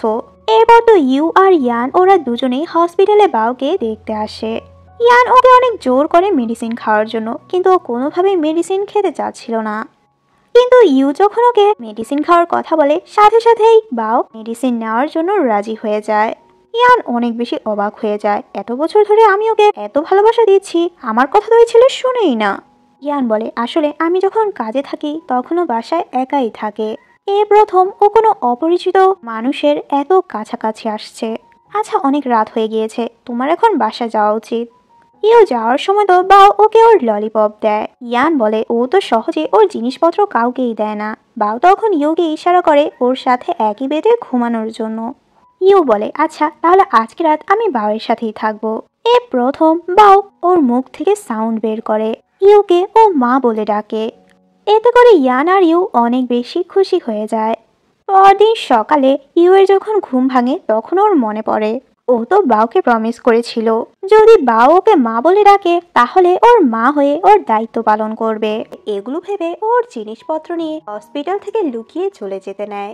কিন্তু ওর সামনে তখন ইয়ান চলে আসে, জিজ্ঞাসা করে, তুমি কোথায় যাচ্ছ? আচ্ছা শোনো, তুমি আমার বাসায় শিফট হয়ে যেও, কারণ তুমি তো বাওকে প্রমিস করেছিলে। ইউ বলে, তুমি কি বোকা নাকি? ও যাকে মা বলবে তাকে গিয়ে ওর মা হতে হবে নাকি? ইয়ান বলে, এ প্রথম বাও কিছু বলেছে, তোমার কাছে যদি এগুলো মজা মনে হচ্ছে তাহলে তুমি ওকে গিয়ে নিজেই বলে দাও তুমি ওর মা হতে পারবে না। এরপর তো ইউ রুইর সাথে এ ব্যাপারে কথা বলে। রুই বলে, তুমি ওকে বলে দাও তুমি ওর সাথে মা হয়ে থাকতে পারবে না। কিন্তু ইউ বলে, আমি যদি এটা বলি তাহলে ও কষ্ট পাবে, এমনিতে ও অনেক অসুস্থ। একটু পর তো বাও মা মা বলে ইউ এর কাছে চলে আসে। ইউ বলে, এভাবে সবার সামনে আমাকে মা বলো না। কিন্তু বাও কার কথা শুনে? ইউ ইয়ানকে বলে, তুমি এভাবে ওকে নিয়ে আমার সাথে দেখা করো না, তাহলে তো রিউমার্স ছড়িয়ে যাবে। ইয়ান বলে, রিউমার্স কেন ছড়াবে? কিছুদিন পর তুমি ওর মা হবে। এরপর তো ইউ ওর কাজে চলে আসে। ইউ এর কাছে সিনিয়র ডক্টর এসে বলে স্পেশাল একজন পেশেন্টকে ট্রিটমেন্ট করতে চেয়েছিল আমাদের বাও। ইয়ান বলে, আসলে তোমার জন্যই বাওয়ের কন্ডিশন দিন দিন ভালো হচ্ছে। এরপর ইউ বাওকে এসে বলে, এখানে তুমি সবার সামনে আমাকে মা বলে ডেকো না, যেখানে আমরা কাজ করি সেখানে আমাদের অন্য নামে ডাকা হয়, যেমন ডক্টর, টিচার এরকম। বুঝতে পেরেছ আমি কি বলছি? বাও বলে, হ্যাঁ হ্যাঁ তুমি আমার ডক্টর। বাওয়ের জ্বর ভালো হয়ে গিয়েছে। ও যখন ঘুমোচ্ছিল তখন তো ইউ ওর সাথে সেলফি তুলে ইয়ানকে পাঠায়, ওকে হসপিটাল থেকে ডিসচার্জ করতে হবে। বাওয়ের যখন ঘুম ভাঙে তখন ওর পাশে ও ইউকে না দেখতে পেয়ে খুবই টেনশনে পড়ে যায়, মা মা বলে আশেপাশে ডাকতে থাকে। ওখানে একটা বাচ্চা এসে তো বাওয়ের কাছ থেকে ওর ফোনটি নিতে চাচ্ছিল, কিন্তু বাও কোনোভাবেই দিতে চাচ্ছে না। কিন্তু বাচ্চাটি ওর সাথে জোরাজুরি করতে থাকে, এতে করে বাচ্চাটি নিচে পড়ে যায়। পড়ে যাওয়ার পর তো ব্যথা পেয়ে কান্না শুরু করে দেয়। তখন বাচ্চার মা তো বাওকে অনেক বকা দেয়, তুমি তো খুবই দুষ্ট একটা ছেলে, তুমি কিভাবে ওকে মারতে পারলে? কার সন্তানও বেয়াদব একটা। ইউ এসে ওকে নিয়ে যেতে নেয়। তখন তো বাচ্চাটির মা বলে, কত বড় বেয়াদব দেখেছো, সরিও বললো না। ইউ রেগে বলে, আমি ওর মা, আমি ওকে বলেছি দুষ্টু আর বেয়াদব বাচ্চাদের সরি না বলে। তোমারই ভুল হয়েছে, তোমার ছেলের ভুল ছিল এখানে, কিন্তু তুমি তোমার ছেলের ভুল না দেখে এই বাচ্চাটিকে বকাবকি করছো। ইউ তখন বাওকে নিয়ে ওখান থেকে চলে যেতে নেয়। জিয়াং এর গার্লফ্রেন্ড আর বাকি স্টাফরা তো ওকে নিয়ে নানান বাজে মন্তব্য করতে থাকে। বাও বলে, আমি তো ভেবেছিলাম আমার মা আমাকে ছেড়ে আবারও চলে গিয়েছে। ইউ বলে, আমি সবসময় তোমার সাথেই থাকবো। জিয়াং এর গার্লফ্রেন্ড আর বাকি স্টাফরা মিলে তো ইউকে নিয়ে নানান বাজে বাজে কথা বলছিল। এগুলো তো রুই শুনতে পায়। রুই ওদের ওপর অনেক রেগে যায় আর বলে, তোমরা যে এগুলো বলছো এগুলোর কোনো প্রমাণ আছে? তোমরা কি ওকে নিয়ে জেলাস নাকি? এখানে তো জিয়াং এর গার্লফ্রেন্ড ওর উপর অনেক বেশি রেগে যায়। একটু পর ইয়ান এসে দেখে বাওয়ের পাশে তো ইউ ঘুমোচ্ছে। হঠাৎ করে ইউ এর ঘুম ভেঙে যায়। ইয়ান বলে, এই গিফটটি তোমার জন্য। ইউ ওকে ধন্যবাদ বলে জলদি করে ওখান থেকে চলে যায়। এরপর আমরা দেখি রুইকে তো ওর জব থেকে বের করে দেওয়া হয়েছে, কারণ জিয়াং এর গার্লফ্রেন্ড তো হসপিটালের ডিরেক্টরের মেয়ে ছিল। ইউ বলে, আমার ভুলের জন্যই এরকম হয়েছে। রুই বলে, তুমি কি পাগল নাকি? ওদের মতো মানুষ তো আমার একদমই পছন্দ না, আর এমনিতেও আমি কিছুদিন পরেই জব চেঞ্জ করতাম। এরপর থেকে ইউ ওর জন্য জব খোঁজা স্টার্ট করে দেয়। ওকে ইন্টারভিউর জন্য খুব ভালো প্রিপেয়ার করে। রুই জানতে পারে ওকে ওয়েনশি গ্রুপ থেকে ইন্টারভিউর জন্য ডাকা হয়েছে। ফার্স্টে তো অনেক খুশি হয়ে যায়, পরে অবাক হয়ে যায়, কারণ ও তো ওখানে অ্যাপ্লাই করেনি। এত বড় কোম্পানি আমাকে ইন্টারভিউর জন্য ডাকছে। এরপর তো ওয়েনশি গ্রুপের চেয়ারম্যান ওর ইন্টারভিউ নেয়। রুই বলে আমি তো এখানে অ্যাপ্লাই করিনি। তখন উনি বলে আসলে আমাকে ইয়ান তোমার ইন্টারভিউ নিতে বলেছে, কিন্তু আমার মনে হয় ও ভালোই একজনকে রিকমেন্ড করেছে যে আমার কাজের জন্য একদম পারফেক্ট। ইউ যখন জানতে পারে ইয়ান রুইয়ের হেল্প করেছে, এতে তো অনেক খুশি হয়ে যায়। ইউ ভাবতে থাকে ও ইয়ানকে কিভাবে থ্যাঙ্কস বলবে। ইয়ান এসে বলে বাউকে আমি কোথাও খুঁজে পাচ্ছি না। এরকম তো আগেও হয়েছে, যখন ও জানতে পেরেছিল আমি ওর আসল বাবা না। ইউ বলে আমি আমার বাসা গিয়ে চেক করে আসি। তখন এসে দেখে বাউ তো ওর বাসার বাইরে বসেছিল। ইয়ান ওকে অনেক বকাবকি করে। ইউ বলে ও ছোট, ওকে এভাবে বকা দিও না। এরপর তো ওরা সবাই ইউ এর বাসায় আসে। বাসার সবকিছু অপরিষ্কার দেখে ইয়ান অনেক বেশি রেগে যায়। কথায় কথায় ইউ আর ইয়ানের মধ্যে খাবার বানানোর কম্পিটিশন হয়। এরপর দুজনের বানানো খাবার নিয়ে বাউয়ের সামনে এসে হাজির হয়। বাউ দুজনের খাবারই টেস্ট করে, কিন্তু ওর কাছে তো ইউ এর বানানো খাবারের টেস্ট বেশি ভালো লাগে। ইয়ান অনেক বেশি অবাক হয়ে যায়। ওরা দুজন যাওয়ার পর ইয়ান ভাবতে থাকে আসলে কি এ খাবারের টেস্ট খুব ভালো হয়েছে। ও তখন ইউ এর বানানো খাবার টেস্ট করে। দূর থেকে লুকিয়ে ইউ আর বাও এগুলো দেখছিল। বাওকে নিয়ে ইয়ান ওর বাসায় চলে যেতে নিচ্ছিল। ইউ বলে আমিও তোমাদের সাথে যাব। ইউ এরপর ওকে অনেক ধন্যবাদ জানায় রুইকে হেল্প করার জন্য। কথায় কথায় ওই ডায়মন্ড রিং এর কথা ওঠে। ইয়ান বলে আমি জানি তুমি রিংটি হারিয়ে ফেলেছো। ইউ বলে তুমি কিভাবে জানলে? হ্যাঁ আমি জানি, ওটা অনেক এক্সপেন্সিভ, আমি তোমার সব টাকা ফেরত দিয়ে দেব। ইয়ান গাড়ি থামিয়ে বলে ওকে একটা কন্ট্রাক্ট পেপার দেয় আর বলে তুমি বাওয়ের প্রাইভেট ডক্টর হিসেবে কাজ করবে, এখনই সাইন করো। ইউ বলে ওয়েট, আমি কন্ট্রাক্টগুলো তো পড়ে নেই। ইউ বলে আমি বাওয়ের খেয়াল রাখবো, এর জন্য তোমার আর আমার হাজব্যান্ড ওয়াইফের মতো আচরণ কেন করতে হবে? ইয়ান বলে এটা ভেবো না আমি তোমার প্রতি ইন্টারেস্টেড, আমি একদমই তোমার উপর ইন্টারেস্টেড না। দুই কন্ডিশনে এই কন্ট্রাক্টটি শেষ হবে। এক, বাও সুস্থ হলে, আর দুই, আমাদের দুজনের মধ্যে কেউ অসুস্থ না হলে মারা গেলে। আর তুমি যদি কন্ট্রাক্টটি ভাঙতে চাও তাহলে তো আমার রিং এর টাকা ফেরত দিতে হবে, 20 মিলিয়ন টাকা। এটা শুনে তো ইউ অনেক বেশি অবাক হয়ে যায়। এরপর রুইকে যখন এই কন্ট্রাক্টটি দেখায় রুই তো মজা নিতে থাকে, তার মানে তুমি মিস্টার ইয়ানের ওয়াইফ। ইউ বলে আমি তো শুধু মানুষের সামনে শো করব। এরপর ওরা দুজন ওদের আগের কথাগুলো মনে করতে থাকে। ওরা দুজন তো ফ্রেন্ডের থেকেও বেশি, একদম বোনের মতো। ওয়েনশি গ্রুপের চেয়ারম্যান খুবই রেগেছিল। নিজের ছেলে ওম সবসময় মিটিংয়ে লেট করে আসে। রুইকে এখানে দেখে ওম অনেক বেশি অবাক হয়ে যায়। ওকে বলে আরে আমি তো তোমাকে চিনতে পেরেছি, মনে আছে আমার কথা? রুই বলে আমি তো তোমাকে চিনতে পারছি না। ওমের ল্যাপটপের মধ্যে প্রেজেন্টেশন ছিল। প্রেজেন্টেশনের জায়গায় তো কিছু ভুলভাল মেসেজ চলে আসে, এতে করে ওর বাবা ওর ওপর অনেক বেশি রেগে যায়। ওম এখানে রুইয়ের সাথে ফ্লার্ট করার চেষ্টা করে, কিন্তু রুই ওকে ইগনোর করে চলে যায়। ইউ ওর জিনিসপত্র গোছাচ্ছিল, কারণ ও ইয়ানের বাসায় শিফট হবে। ফ্যাং ওকে বলে তুমি ডায়মন্ড রিং এর জন্য নিজেকে কেন স্যাক্রিফাইস করছো? আমি তোমাকে হেল্প করব। ইউ বলে না, আসলে আমি সত্যিই বাওকে হেল্প করতে চাচ্ছি, যাতে করে ও পুরোপুরি সুস্থ হতে পারে। কিন্তু আমি তো মিস্টার ইয়ানকে একদমই পছন্দ করি না। ইউ ইয়ানের বাসায় শিফট হবে, এতে তো ফ্যাং অনেক বেশি স্যাড ছিল। অন্যদিকে ওম তো অফিসের মধ্যে রুইয়ের সাথে বারবার ফ্লার্ট করার চেষ্টা করে।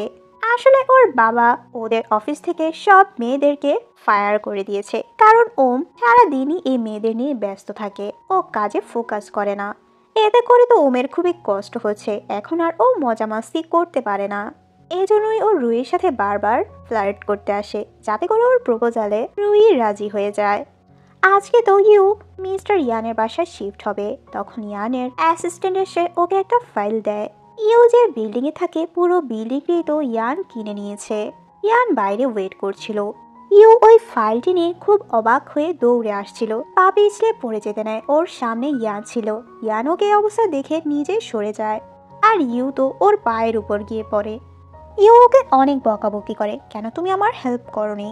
আসলে ইয়ান এই বিল্ডিংটি এজন্যই কিনেছে কারণ ওই ডায়মন্ড রিংটি এখানেই হারিয়েছে।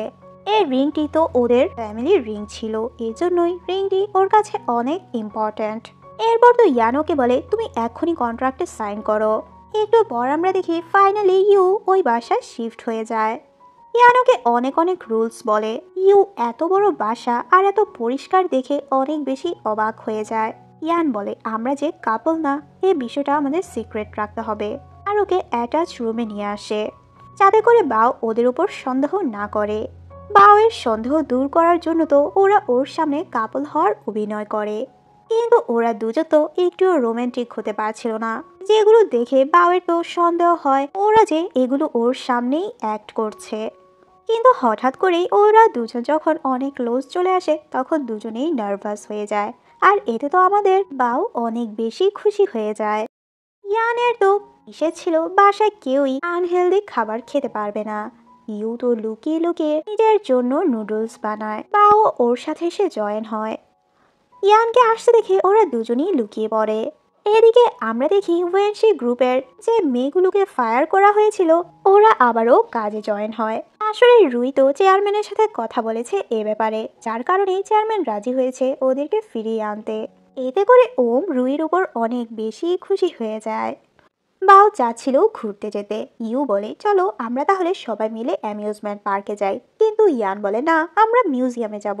এতে করে ইউ আর বাওয়ের তো মনটাই ভেঙে যায়। এরপর তো ইউ বাওকে নিয়ে ন্যাশনাল মিউজিয়ামে আসে।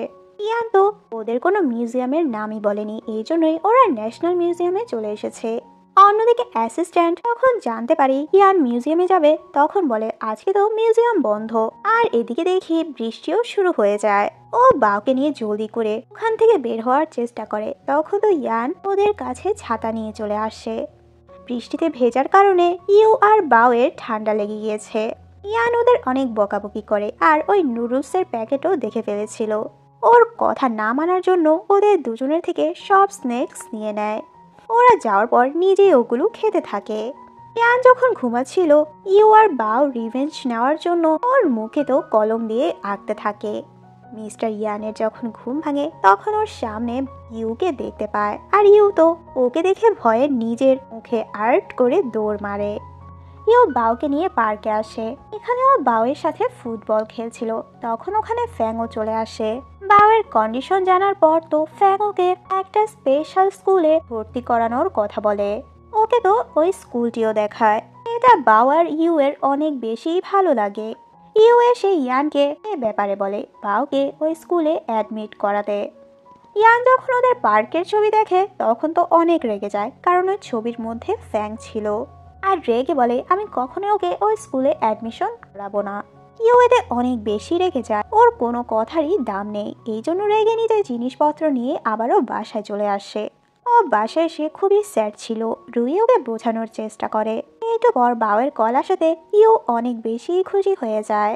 একটু পরই আমরা দেখি বাও তো নিজের জিনিসপত্র নিয়ে নিজের মায়ের বাসায় চলে আসে। একা একাই চলে এসেছে, মিস্টার ইয়ানকে না জানিয়ে। ইউ এটা ইয়ানকে জানায়, ইয়ান চলে আসে বাওকে নেওয়ার জন্য, কিন্তু বাও তোর মাকে ছাড়া কোনোভাবেই যেতে রাজি হচ্ছে না। পরের সিনে হসপিটালে ইয়ান আসে আর ইউকে আবারও বাসায় যাওয়ার কথা বলে, কিন্তু ইউ না করে দেয়, ও যাবে না। কিন্তু যখন ইয়ান বলে আমি বাওকে তোমার বলা স্কুলে বাওকে ভর্তি করাবো তখন তো ইউ বাসায় যাওয়ার জন্য রাজি হয়ে যায়। এরপর তো ইয়ান জানতে পারে ইউ ফ্যাং এর ক্লিনিকে পার্ট টাইম জব করবে, এতে তো ও অনেক বেশি জেলাস হয়ে যায়। এরপর এসে ওমকে বলে দেখেছো ইউ নাকি এখন আবার ফ্যাং এর ক্লিনিকে পার্ট টাইম জব করবে। ওম বলে তোমার তো ওর সব কথাই শোনা উচিত, আর একটা কথা মনে রাখবে মেয়েদের না এর মানে হ্যাঁ, ওরা যদি বলে কিছু না তাহলে বুঝে নেবে এর মাঝে তো নিশ্চয়ই কিছু রয়েছে, তোমার তো অন্যভাবে ভাবা উচিত। ইউ পায়ে অনেক ব্যথা পেয়েছিল, এই জন্য ডক্টর ওকে কিছুদিন রেস্টে থাকতে বলেছে। ইউ ওর রুমের মধ্যে নিজের জামা নেওয়ার চেষ্টা করছিল, কিন্তু পা ব্যথার কারণে উঠতে পারছে না। তখন ইয়ান আসে আর ওকে হেল্প করতে নেয়, কিন্তু ভুলে ইউ এর থাইয়ে ওর হাত লেগে যায়। এতে করে তো ইউ অনেক রেগে যায় আর ওকে অনেক বকাবকি করে রুম থেকে তাড়িয়ে দেয়। এরপর তো ওরা তিনজন গ্রোসারি শপিং এ আসে। ইয়ানের না করা সত্ত্বেও ওরা অনেক অনেক স্ন্যাক্স নিয়ে নেয়। বাসায় এসে ইউ ইয়ানের রুমে তো অনেক মেয়েদের ব্যাক সাইডের ছবি দেখতে পায় আর ভাবতে থাকে মিস্টার ইয়ান কত খারাপ, আমি তো ওকে ভালোই ভেবেছিলাম, কিন্তু এইভাবে মেয়েদের ছবি কালেক্ট করে, ছি। এরপর আমরা দেখি মিস্টার ইয়ান তো ওই অ্যাক্সিডেন্টের সময় বাওকে যে মেয়েটি বাঁচিয়েছিল ওর ব্যাক সাইডই দেখছিল, যার কারণে ওই ব্যাক সাইডের একটা ছবি এঁকে রেখেছে। ওই মেয়েটিকে খোঁজার অনেক চেষ্টা করছে, কিন্তু ও এত বছর ধরে খোঁজার পরও মেয়েটিকে পাচ্ছে না। পরের দিন বাও তো ওর বাবাকে বলে কাজে যাওয়ার আগে ওর মাকে কিস করতে হবে। ওরা দুজন তো অনেক বেশি এম্বারেস হয়ে যায়, কিন্তু বাওয়ের বলাতে ইয়ান ওকে কিস করেই নেয়। এতে করে তো বাও অনেক বেশি খুশি ছিল। ইয়ানের রুমে একটা ছবি দেখতে পায়। ছবির মধ্যে তো ইয়ানের পাশে একটি মেয়ে ছিল। ভাবতে থাকে মেয়েটি ওর কি হতে পারে। পরের সিনে মিস্টার ইয়ান তো অনেক বেশি অসুস্থ হয়ে পড়ে। ও হাঁটতেও পারছিল না, কিন্তু ওর বডি দেখে তো ওকে কি হেল্প করবে। নিজেই লজ্জা পেয়ে চলে যেতে নেয়, কিন্তু ইয়ান ওকে নিজের কাছে টেনে নেয়। তখন লক্ষ্য করে ওর তো জ্বর এসেছে। এরপর জানতে পারে ওর তো হালকা জ্বরই এসেছে, ওভার রিয়েক্ট করছে আর কি। ইয়ান তো হসপিটালে যাওয়ার বায়না ধরে, কিন্তু বাসায় ওর ট্রিটমেন্ট করে। রাতে লক্ষ্য করে ইয়ান ঘুমের মধ্যে কি যেন বলছে। এরপর আমরা জানতে পারি আসলে ইয়ান 5 বছর ধরে ওই অ্যাক্সিডেন্টের মেয়েটিকে খোঁজার জন্যই এতদিন অনেক মেয়েদের ব্যাক সাইডের ফটো কালেক্ট করেছে। ওম বলে তুমি এমন একজনের প্রেমে পড়েছো যাকে তুমি এখনো খুঁজে পাচ্ছ না। তুমি সারাদিন কি ওই মেয়েটিকে নিয়ে ভাবো? ওর তো ফেসও দেখনি, তাহলে ওর প্রেমে কিভাবে পড়লে? রুইকে ওমের বাবা ওমের অ্যাসিস্ট্যান্ট বানিয়ে দেয়। ওম তো খুব মজা করেই ঘুমোচ্ছিল। রুই এসে ওকে জাগিয়ে দেয়, কারণ অনেক ইম্পর্ট্যান্ট একটা মিটিংয়ে অ্যাটেন্ড করতে হবে। চেয়ারম্যান তো রুইকে বলেছে যেভাবেই হোক ওমকে দিয়ে একটা প্রজেক্ট কমপ্লিট করাতে। এজন্যই রুই ওমের পিছু পড়ে যায়, কিন্তু ওম ওকে ইগনোর করতে থাকে, ওর কোনো কথাই শোনে না।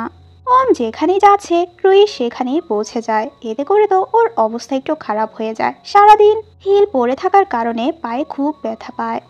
এরপর রুইকে বলে আমি তো মিস্টার ইয়ানের রুমে একটা ছবি দেখেছিলাম, ওনার সাথে একটা মেয়েও ছিল। আচ্ছা ওই মেয়েটিকে ওর গার্লফ্রেন্ড নাকি? রুই বলে তুমি কি জেলাস হচ্ছ নাকি? বলে আশ্চর্য, আমি কেন জেলাস হব? এরপর থেকে তো সারাক্ষণই কল টেক্সট করে রুইকে এ ব্যাপারেই জিজ্ঞেস করতে থাকে। ভুলে একটা মেসেজ তো মিস্টার ইয়ানের কাছে চলে যায়। ইয়ান বুঝতে পারে ওর লাভ লাইফ নিয়ে অনেক ইন্টারেস্টেড। এর বারবার বলাতে ইয়ান ফাইনালি রাজি হয়ে যায়। ও তাকে যে স্কুলে ভর্তি করানোর কথা বলেছে সে স্কুলেই ভর্তি করাবে। অন্যদিকে ওমের সাথে রুই প্রজেক্ট নিয়ে কথা বলতে আসে, কিন্তু এখানেও ও ওর সাথে ফ্লার্ট করতে থাকে। কিন্তু কথায় কথায় ওদের দুজনের মধ্যে ঝগড়া লেগে যায়। বাওয়ের জন্য তো ইয়ান একটা স্মার্ট স্কুল ব্যাগ নিয়ে আসে। বলে ও স্কুলে যাবে, ঝগড়া করতে যাবে না। তুমি যদি ওকে নর্মাল লাইফ দিতে চাও তাহলে আগে তোমার নর্মাল বাবা হতে হবে। ইয়ান বলে তুমি কি বলতে চাচ্ছ আমি অ্যাবনর্মাল? বলে আমি এটা বলিনি, তুমি সবকিছুতেই একটু বেশি বোঝো। এরপর ইয়ান আর বাকে স্কুলে নিয়ে আসে। বাওয়ের স্কুলের আজ প্রথম দিন ছিল। ও তো অনেক আনকমফোর্টেবল ফিল করে। ইয়ানের মিটিং ছিল এজন্যও চলে যায়। বাওয়ের সাথে ওর স্কুলে আসে। ওখানে ফ্যাংও আসে। আর ফ্যাংকে একসাথে দেখে তো ইয়ান অনেক বেশি জেলাস হয়ে যায়। আর বাওয়ের স্কুলের সামনের একটা বিল্ডিং এ মিটিং অ্যারেঞ্জ করে। মিটিং এ তো মনোযোগ না দিয়ে টেলিস্কোপ দিয়ে আর ফ্যাং এর উপর নজর রাখছিল। ওদেরকে একসাথে দেখে তো ও অনেক বেশি জেলাস হয়ে যায়। বারবার ও কে কল করতে থাকে আজকে জলদি বাসায় এসো। তো জলদি করে বাওকে নিয়ে বাসায় চলে আসে। একটু পর ইয়ানের বাসায় ওর আন্টি আসে। আন্টির সামনে তো দুজন হাজব্যান্ড ওয়াইফের মতো অ্যাক্টিং করতে থাকে। ইয়ান আন্টির সামনে এর অনেক প্রশংসা করছিল। তো এগুলো শুনে অনেক বেশি খুশি হয়ে যায়। আন্টি বাওকে জিজ্ঞাসা করে তোমার বাবাই কি মাকে তোমার জন্য নিয়ে এসেছে? বাও তখন লিখে না, আমি আমার মাকে খুঁজে বের করেছি। ইয়ান সর্বোচ্চ চেষ্টা করছিল আন্টির যাতে সন্দেহ না হয়। বা বারবার কে মামা বলে ডাকছিল, যেটা শুনে তো আন্টি অনেক অবাক হয়ে যায়, কারণ বাও নর্মালি কথা বলতো না। আন্টি তো বুঝতে পেরে যায় ওরা যে কন্ট্রাক্ট ম্যারেজ করেছে। আন্টি ইয়ানকে একটা বড় পার্টিতে যেতে বলে, যে পার্টিতে গেলে ওদের কোম্পানিরও কিছু লাভ হবে। ইয়ান পার্টিতে কে নিয়ে যেতে চায়। আন্টি তো বলে তোমাদেরকে কাপল দেখলে ড্যান্স করতে বলবে, আর আমি চাই না তুমি কে নিয়ে যাও। ইয়ান বলে না, আমি ওকে নিয়ে যাব, আমার মনে হয় না ওকে নিয়ে গেলে কোনো প্রবলেম হবে। ইয়ান কে পার্টিতে যাওয়ার কথা বলে, ওখানে তোমার ড্যান্সও করতে হবে। তো ফার্স্টে না করে দেয়। ইয়ান বলে আচ্ছা তাহলে তুমি ড্যান্স করতে পারো না? বলে কে বলেছে, আমি অনেক ভালো ড্যান্স পারি। এরপর থেকে তো এর ড্যান্সের প্র্যাকটিস শুরু হয়ে যায়। অন্যদিকে ইয়ান তো ওই ড্রাইভারের লোকেশন পেয়ে যায়, যার জন্য বাওয়ের বাবা মার অ্যাক্সিডেন্ট হয়েছিল। ইয়ান জলদি করে বের হয় লোকটিকে খোঁজার জন্য। তখন ওই ড্রাইভারের ছবিটি দেখতে পায়। ইয়ান অনেক বেশি রেগেছিল কারণ ওই ড্রাইভার পালিয়ে গিয়েছে। ইয়ান ওমকে বলে, ওই ড্রাইভার এত বছর ধরে কিভাবে লুকিয়ে রয়েছে, কেউ তো এখানে যুক্ত রয়েছে, একটা ড্রাইভার তো এভাবে আমাদের সবার নজরে লুকিয়ে থাকতে পারে না। ইউ এখানে এসেছিল রুইর সাথে দেখা করতে, তখন তো ইয়ান ওকে দেখে ফেলে। ইয়ান বলে, তুমি তোমার ডান্স প্র্যাকটিস ছেড়ে এখানে কেন এসেছো? আজকে ইয়ানের মুড অনেক খারাপ ছিল। ওমের থেকে জানতে পারে ওই অ্যাক্সিডেন্টের কথা। বাওয়ের বাবা মার গাড়িটির যেদিন অ্যাক্সিডেন্ট হয়েছিল অনেক বৃষ্টি হয়েছিল, ওই অ্যাক্সিডেন্টে একমাত্র বাওই বাঁচতে পেরেছে। আন্টি আমাকে বলল ইয়ান অ্যাক্সিডেন্টের খবর শুনে ওই জায়গায় যেতে নেয়, রাস্তায় ওরও অ্যাক্সিডেন্ট হয়ে যায়, যার কারণে 1 মাস ধরে ও কোমার মধ্যে ছিল। অনেক কষ্ট করে ও হেসি গ্রুপটাকে সামলে নিয়েছে। এগুলো শুনে তো ইউয়ের অনেক বেশি খারাপ লাগে। ও ইয়ানকে এসে সরি বলে ওর উপর রাগারাগি করার জন্য। ইয়ান বলে, আমিও তোমাকে অনেক ফোর্স করছি ডান্স শেখার জন্য, তোমার খারাপ লাগলে তুমি স্কিপ করতে পারো। কিন্তু ইউ তখন একা একাই প্র্যাকটিস করছিল। ইয়ানও ওর সাথে এসে জয়েন হয়। ওরা দুজন একসাথে ডান্স করার সময় তো অনেক কাছাকাছি চলে এসেছিল। পরের সিনে ওরা 3 জন খুব সুন্দরভাবে রেডি হয়ে পার্টিতে আসে। সবার সামনে ইউকে নিজের ওয়াইফ হিসেবে পরিচয় করায়। এরপর তো দুজন খুব সুন্দরভাবে ডান্স করে। ডান্স শেষে ইউ এর হিল খুলে ওকে কমফোর্ট শুজ পরিয়ে দেয়। ইউ এখানে বুঝতে পারে ও ইয়ানের প্রেমে পড়ে গিয়েছে। একটু পর ওখানে নিং চলে আসে, যে নিং গ্রুপের হেয়ার। সবাই এখানে ইয়ান আর নিংকে পারফেক্ট কাপল বলছিল। ছোটবেলায় ওদের এঙ্গেজমেন্ট হয়েছিল, কারণ নিং গ্রুপ হেসি গ্রুপকে অনেক হেল্প করেছিল। এগুলো শুনে ইউ এর মন খারাপ হয়ে যায়। অন্যদিকে দেখি আন্টি ইয়ানের সাথে রাগারাগি করে, তোমার ওই ড্রাইভারকে না খুঁজে কোম্পানিতে ফোকাস করা উচিত। ইউ কল করে ইয়ানকে নিং এর ব্যাপারে জিজ্ঞাসা করে। নিং এর কথা শুনে ইয়ান কলটি কেটে দেয়। ইউ ভাবতে থাকে হয়তো নিং ইয়ানের প্রথম ভালোবাসা। এগুলো ভেবে বেচারির মন অনেক খারাপ হয়ে যায়। সোশ্যাল মিডিয়াতে ও দেখতে পায় মিস্টার ইয়ানের ফিয়ন্সে নিং তো ওর ওয়াইফের থেকে অনেক বেশি সুন্দর। নিংকে ইয়ানের সাথে অনেক ভালো মানায়। অন্যদিকে রুই যখন অফিসে মধ্যরাতে কাজ করছিল, ওর সাথে অদ্ভুত অদ্ভুত ঘটনা ঘটতে থাকে। হিরো সেজে ওম ওকে বাঁচাতে আসে, কিন্তু ও তো নিজেই ভয় পেয়ে যায়। কিন্তু রুই বুঝতে পারে এগুলো সব ওমের প্ল্যান ছিল। ইয়ান আন্টির সাথে কথা বলতে আসে। আসলে ইয়ান জানতে পারে সোশ্যাল মিডিয়াতে এই নিউজগুলো আন্টি ছড়িয়েছে, কারণ আন্টির মনে হচ্ছে ইয়ানের জন্য নিংই পারফেক্ট। ইয়ান বলে, একটা কথা মনে রেখো, ও কিন্তু আমার ওয়াইফ। আন্টি তো চাচ্ছিল ইয়ান নিংকে বিয়ে করতে, কারণ নিং সব দিক দিয়ে পারফেক্ট ছিল। ইয়ান এসে ইউকে সরি বলে, এর রিউমার্সগুলো ও বন্ধ করতে পারেনি। ইউ বলে, আমি আমার স্বাধীনতা চাই। ইয়ান বলে, তুমি যেটা চাও সেটাই হবে। এরপর তো ইউ আর বাও খুশি হয়ে অনেক অনেক স্ন্যাক্স নিয়ে নেয়। দূর থেকে দেখতে পায় কে একজন ওদের লুকিয়ে ছবি তুলছে। তখন তো ওরা হ্যাপি কাপলের মতো অভিনয় করতে থাকে। ক্যামেরার সামনে তো ইয়ান ইউ এর সাথে খুব জেন্টেল বিহেভ করে। এরপর থেকে তো পুরো সোশ্যাল মিডিয়া জুড়ে ওদের কাপল নিয়ে চর্চা হচ্ছিল, কত সুইট একটা কাপল। আন্টি ইচ্ছে করেই নিংকে ইয়ানের সাথে ব্রেসলেট প্রজেক্টে কাজ করতে দেয়। অন্যদিকে ওম তো এখনো রুইকে সেডিউস করার চেষ্টা করছে, কিন্তু ও তো রুইকে দেখেই নিজে সেডিউস হয়ে যায়। রুই দেখতে পায় ইয়ান আর নিং একসাথে কাজ করছে, এটা তো এসে ইউকে বলে দেয়। এতে তো ইউ এর একটু খারাপ লাগে। পরদিন তো ইয়ান ব্রেকফাস্ট না করে অফিসে চলে যায়। ইউ ভাবতে থাকে হয়তো ও নিং এর সাথে গিয়ে ব্রেকফাস্ট করবে। ইউকে একটু স্যাড দেখে বাবা বলে, চলো আমরা বাবার অফিসে যাই। এরপর দুজনই ব্রেকফাস্ট নিয়ে বাবার অফিসে চলে আসে। তখন ওখানে নিংও চলে আসে ইয়ানের জন্য ব্রেকফাস্ট নিয়ে। ইয়ান তো ইউ এর ব্রেকফাস্টই চুজ করে। বাও এখানে নিংকে অনেক বিরক্ত করে, যার কারণে ইয়ান ওর উপর অনেক রেগে যায়। আর এই ব্যাপারটি নিয়ে ইউ আর ইয়ানের অনেক ঝগড়া লেগে যায়। ইউ বাওকে নিয়ে ওর বাবা মার বাসায় আসে। ইউ এর মন খারাপ দেখে তো মা বুঝতে পারে হয়তো ইয়ানের সাথে ওর কিছু হয়েছে। অন্যদিকে নিং এর সাথে ফ্যাং এর দেখা হয়। ফ্যাং বলে, অনেকদিন পর দেখা হলো। আসলে একবার নিং তো ফ্যাং এর থেকে অ্যান্টি ডিপ্রেশনের মেডিসিন নিয়েছিল। ফ্যাং ওকে বলেছিল তোমার তো ট্রিটমেন্টের দরকার। নিং যখন জানতে পারে ফ্যাং এই সিটিতেই থাকে, তখন তো অনেক বেশি ভয় পেয়ে যায়। আসলে ওর এই সমস্যার কথা ও কাউকে জানাতে চায় না। ইয়ান জানতে পারে ইউ বাওকে নিয়ে নিজের বাবা মার বাসা গিয়েছে, কিন্তু ওদের লাগেজ নিতে ভুলে গিয়েছে।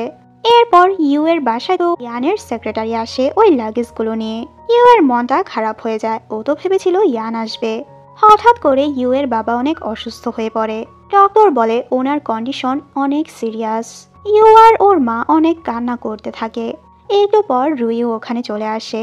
ইউ রুইকে বলে বাউকে ওর বাবার কাছে দিয়ে আসতে।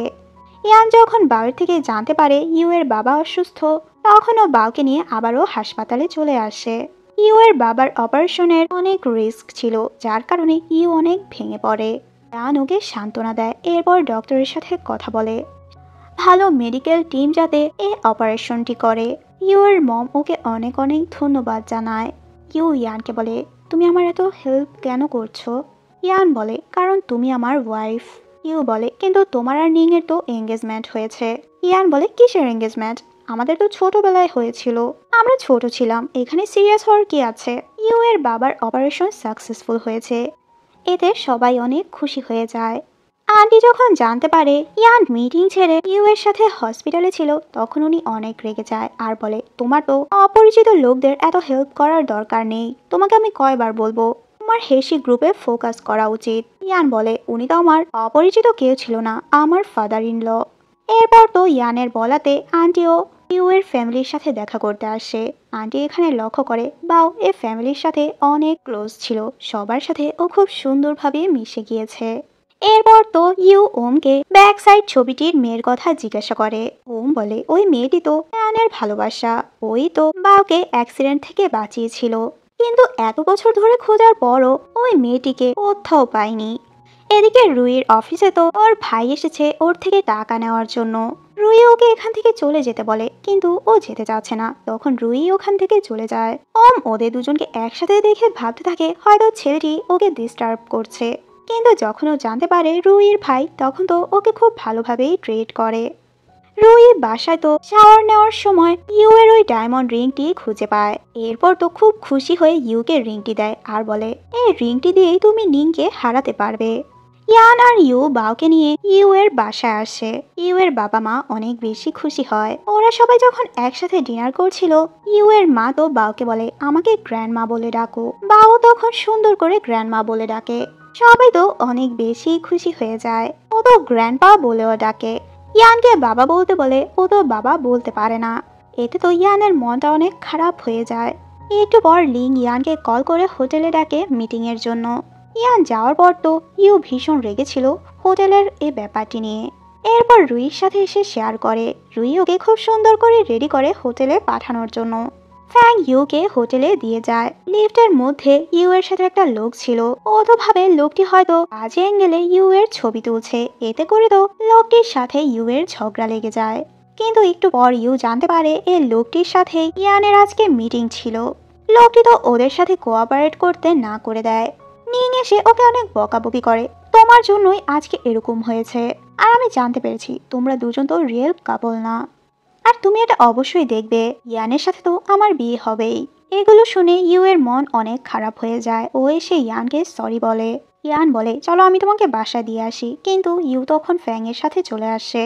ইউ ফ্যাং এর সাথে ড্রিঙ্ক করছিল। ফ্যাং এর সাথে ইউকে ওম দেখতে পায়। এরপর তো ইয়ানকে এসে বলে। ইয়ান এসে ফ্যাংকে পাঠিয়ে দেয় আর ইউকে ওর সাথে যেতে বলে। তখনই নিং এর কল আসে। ইউ বলে তোমার সাথে আমার থাকার কোনো রিজনই নেই, আমাদের এটাই ভালো হয় কন্ট্রাক্টটি আমরা এখানেই শেষ করে দেই। বাও এখন আস্তে আস্তে সুস্থ হচ্ছে, আমি আমার ক্যারিয়ারে ফোকাস করতে চাই, আমি তোমার কাজে আর তোমাকে ডিস্টার্ব করতে চাই না। ইউ চলে যায়। ইয়ান ওকে কিছুই বলতে পারছে না। বাসায় এসে অনেক কান্না করতে থাকে। ইয়ান কেন ওকে থামালো না। ওমের সাথে ইয়ান এগুলো শেয়ার করে। ওম বলে তুমি কি বোকা, তুমি ওকে এখনোই ফিরিয়ে আনো। এরপর তো ইয়ান এসে ইউকে বলে কন্ট্রাক্ট এখনো সম্পূর্ণ হয়নি, বাও পুরোপুরি সুস্থ হলেই কন্ট্রাক্টটি শেষ হবে। বাও তো কিছু কিছু মানুষের নাম খুব সুন্দরভাবেই বলছিল। ইউ বলে দেখেছো ও পুরো সুস্থ হয়ে গিয়েছে, এখন আর আমার প্রয়োজন নেই। ইয়ান বলে তাহলে নতুন কন্ট্রাক্ট বানাবো। ইউ বলে আমি আমার ক্যারিয়ারে ফোকাস করব। ওই ডায়মন্ড রিংটি দিয়ে ও চলে আসে। হেসি গ্রুপ আর নিং গ্রুপের ফ্যামিলি মিটিং ছিল। আন্টি এখানে ইয়ানকে বলে ওদের দুই কোম্পানির ভালোর জন্যই নিংকে বিয়ে করে নিতে। ইয়ান বলে আমি বিজনেসের জন্য নিজেকে স্যাক্রিফাইস করতে পারবো না। আন্টি ওনার অ্যাসিস্ট্যান্টকে দিয়ে ইউ এর ব্যাপারে ইনভেস্টিগেট করেছে। তখন উনি জানতে পারে ইউ একজন সার্জন হতে চেয়েছিল, কিন্তু একবার এক দুর্ঘটনায় একটা বাচ্চাকে বাঁচাতে গিয়ে ওর হাতে অনেক আঘাত পেয়েছিল, যার কারণে ও সার্জন হতে পারেনি।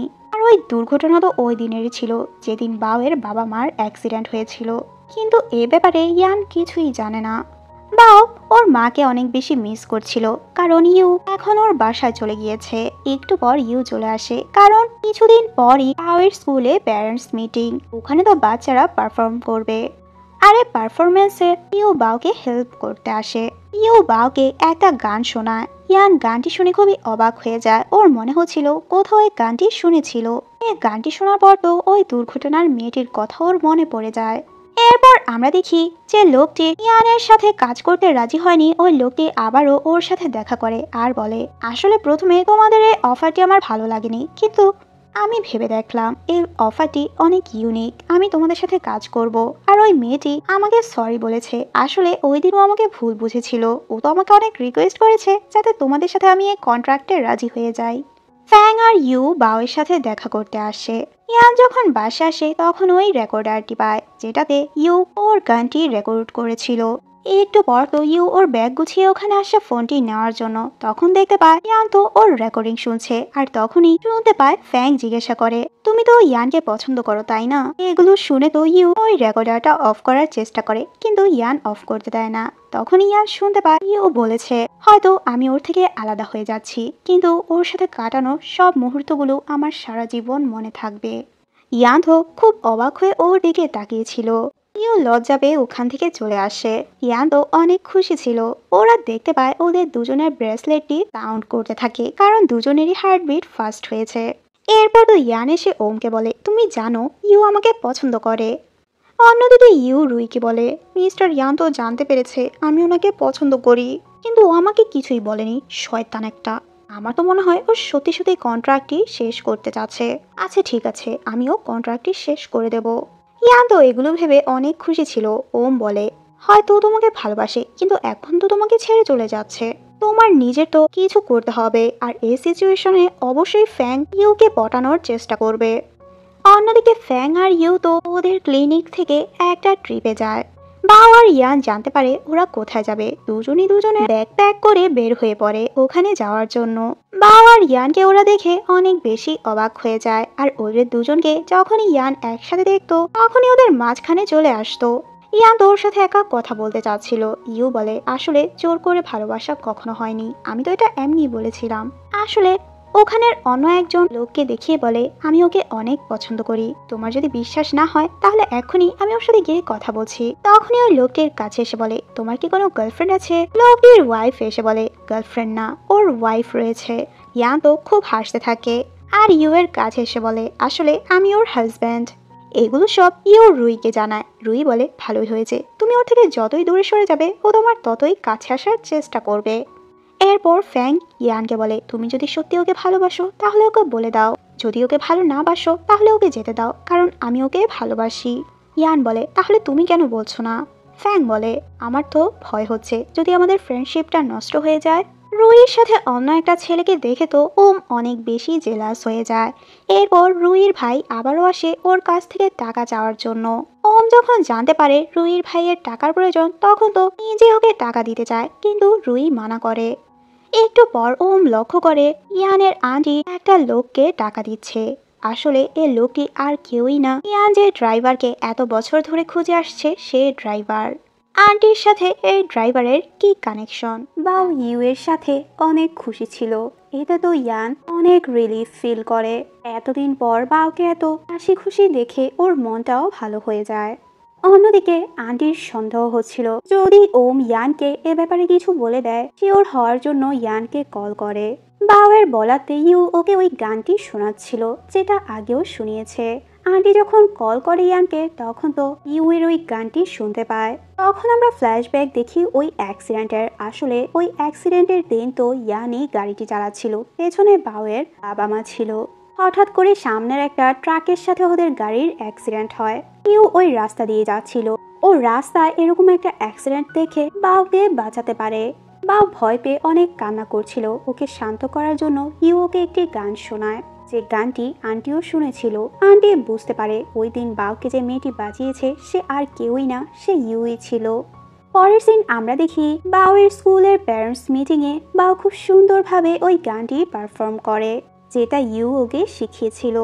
তখন ওখানে নিং চলে আসে আর ইয়ানকে ওদের প্রজেক্ট সম্পর্কে কিছু তথ্য দেয়। আসলে নিং ইয়ানের আশেপাশে থাকছে এই জন্য যাতে করে ওর ক্লোজ হতে পারে, খুব জলদি যাতে ওদের বিয়ে হয়। এখানেও বাওয়ের সাথেও সুইট হতে নেয়, কিন্তু বাওকে একদমই পাত্তা দিচ্ছিল না। বাওকে নিয়ে আসে ওরা একসাথে ফিশিং করবে বলে। বাও বাহানা ধরতে থাকে তুমি হাত দিয়ে মাছ ধরবে। ওর কথা শুনে তো নিং পানিতেই নেমে যায় হাত দিয়ে মাছ ধরার জন্য। যেহেতু ও আগে কখনোই এভাবে পানিতে নেমে মাছ ধরেনি, এই জন্য বেচারি খুব ভয় পাচ্ছিল আর পা পিছলে ওখানেই পড়ে যায়। পায়ে তো খুব ব্যথা পায়। ইয়ান যখন সেটা দেখতে পায় বাওকে অনেক বকাবকি করে। এরপর ইয়ান এসে নিংকে বলে বাওয়ের হয়ে আমি তোমাকে সরি বলছি, প্লিজ তুমি ওর থেকে দূরে থাকো। আমি ওকে সবসময় হ্যাপি দেখতে চাই। আমি বুঝতে পেরেছি ও তোমাকে পছন্দ করে না, আর আমার মনে হয় না আমরা আর একসাথে কাজ করতে পারবো। এইগুলো শুনে তো নিং অনেক কষ্ট পায়। ইয়ান বাইরে এসে দেখতে পায় বাও বাইরে থেকে ওদের কথাগুলো শুনছিল। বাওয়ের থেকে জানতে পারে ইউ তো ফিশিং করতে গিয়েছে একা একা। ফিশিং করার সময় ইউ এখানে একটা সাপ দেখতে পায়। ও তো অনেক বেশি ভয় পেয়েছিল। ইয়ান যখন ইউ এর কাছে আসে তখন দেখতে পায় ও তো অজ্ঞান হয়ে পড়ে আছে। হসপিটালে যখন ওকে নিয়ে আসা হয় তখন ডক্টর বলে আসলে ও ভয়ে অজ্ঞান হয়ে গিয়েছিল, এমনিতে ওর কিছুই হয়নি। ইউ তো ওর বাসায় ছিল। বাবা ওকে রিকোয়েস্ট করতে থাকে যাতে করে আবার ওর বাবার বাসায় চলে আসে, কিন্তু ইউ রাজি হচ্ছিল না। একটু পর ওখানে ইয়ান আসে আর বলে হয়তো আগের কন্ট্রাক্টটি এখন শেষ হয়ে গিয়েছে, কিন্তু আমি তোমার সাথে নতুন আরেকটি কন্ট্রাক্ট করতে চাই। আসলে মিস্টার ইয়ান তো ইউকে অনেক বেশি পছন্দ করে। এরপর যে কন্ট্রাক্টটি হবে সেটি পুরো লাইফ টাইমের জন্য হবে। তুমি তো বলেছো আমার সাথে থাকার তোমার কোনো রিজন নেই। আচ্ছা ঠিক আছে, এটা বলে ওকে কিস করে। ওরা দুজনেই রোমান্টিক মুডে চলে যায়। তখন ওখানে বাও চলে আসে। বাও ওর বাবা মাকে একসাথে দেখে অনেক বেশি খুশি হয়ে যায়। একটু পর ফ্যাং তো ইউ এর সাথে দেখা করতে আসে, কিন্তু ইয়ান ইউকে ওর সাথে করে নিয়ে যায় আর ফ্যাংকে বলে এখন তুমি ইউ এর থেকে দূরেই থেকো। ফ্যাং তো ইউকে ইয়ানের সাথে দেখে অনেক বেশি কষ্ট পায়। ইয়ান তো অফিসে অনেক খুশি ছিল। নর্মালি ইয়ান সব সময় অনেক চুপচাপ থাকে। আজকে ওর এরকম আচরণ দেখে সবাই অনেক বেশি অবাক হয়ে যায়, ভাবতে থাকে আমাদের বসের কি হয়েছে। নিং ইয়ানের কাছে আবারও আসে ওদের বিয়ের ব্যাপারে কথা বলতে। ইয়ান ওকে বলে দেয় আমি তো ইউকে ডেট করছি, তাহলে বলো তোমাকে কেন আমি বিয়ে করব। ওম তো রুইকে ওর ভাইয়ের ব্যাপারে জিজ্ঞাসা করে কেন তোমার ভাই তোমাকে টাকার জন্য এত প্যারা দিচ্ছে, কিন্তু রুই ওর ফ্যামিলির ব্যাপারে ওকে কিছুই বলে না। এরপর ওম ইউ এর সাথে দেখা করে আর বলে রুইয়ের কি হয়েছে আর ওর ভাই ওকে এত বিরক্ত কেন করছে। তখন তো ইউ বলে আসলে রুই কখনো ওর ফ্যামিলি ম্যাটার নিয়ে কারোর সাথেই কথা বলে না। ওর অতীত সম্পর্কে আমি তেমন কিছু জানি না, কিন্তু আমি এটা জানি ও প্রতিদিনই অনেক হার্ডওয়ার্ক করছে, সবার সামনে স্ট্রং সাজার অভিনয় করছে। ইয়ান তো ইউ এর সাথে বারবার ফ্লার্ট করার চেষ্টা করে। ইয়ানের এরকম ব্যবহারে ইউ অনেক বেশি লজ্জা পাচ্ছিল। নিং অনেক ডিপ্রেসড ছিল। এর উপর ওর মা এসে ওর সাথে অনেক রাগারাগি করতে থাকে তুমি কেমন মেয়ে হলে, তুমি একটা ছেলেকে এখনো বিয়ের জন্য রাজি করাতে পারছো না। বিজনেসের প্রফিটের জন্যই ওর মা ওকে ফোর্স করছিল যাতে করে ও ইয়ানকে বিয়ে করে। আন্টি ইউ এর সাথে দেখা করে, ওকে বলে ইয়ানের থেকে তুমি একটু দূরেই থেকো, কিন্তু ইয়ান বলে ও আমার ওয়াইফ, ও আমার থেকে কেন দূরে থাকবে। এটা বলে ও ইউকে নিয়ে চলে যায়। ইয়ান ওর আন্টির হয়ে সরি বলে ওকে, আর ফাইনালি খুব সুন্দরভাবে ওকে প্রপোজ করে। অন্যদিকে নিং আবারও ফ্যাং এর কাছে আসে মেডিসিন নেওয়ার জন্য। ফ্যাং বলে আমি একজন সাইকোলজিস্ট, আমি কোনো ড্রাগ ডিলার না যে আমি তোমাকে তোমার যখন ইচ্ছা হবে তখনই তোমাকে মেডিসিন দেব। মেডিসিন নিতে হলে তোমার আগে ফর্ম ফিল আপ করতে হবে।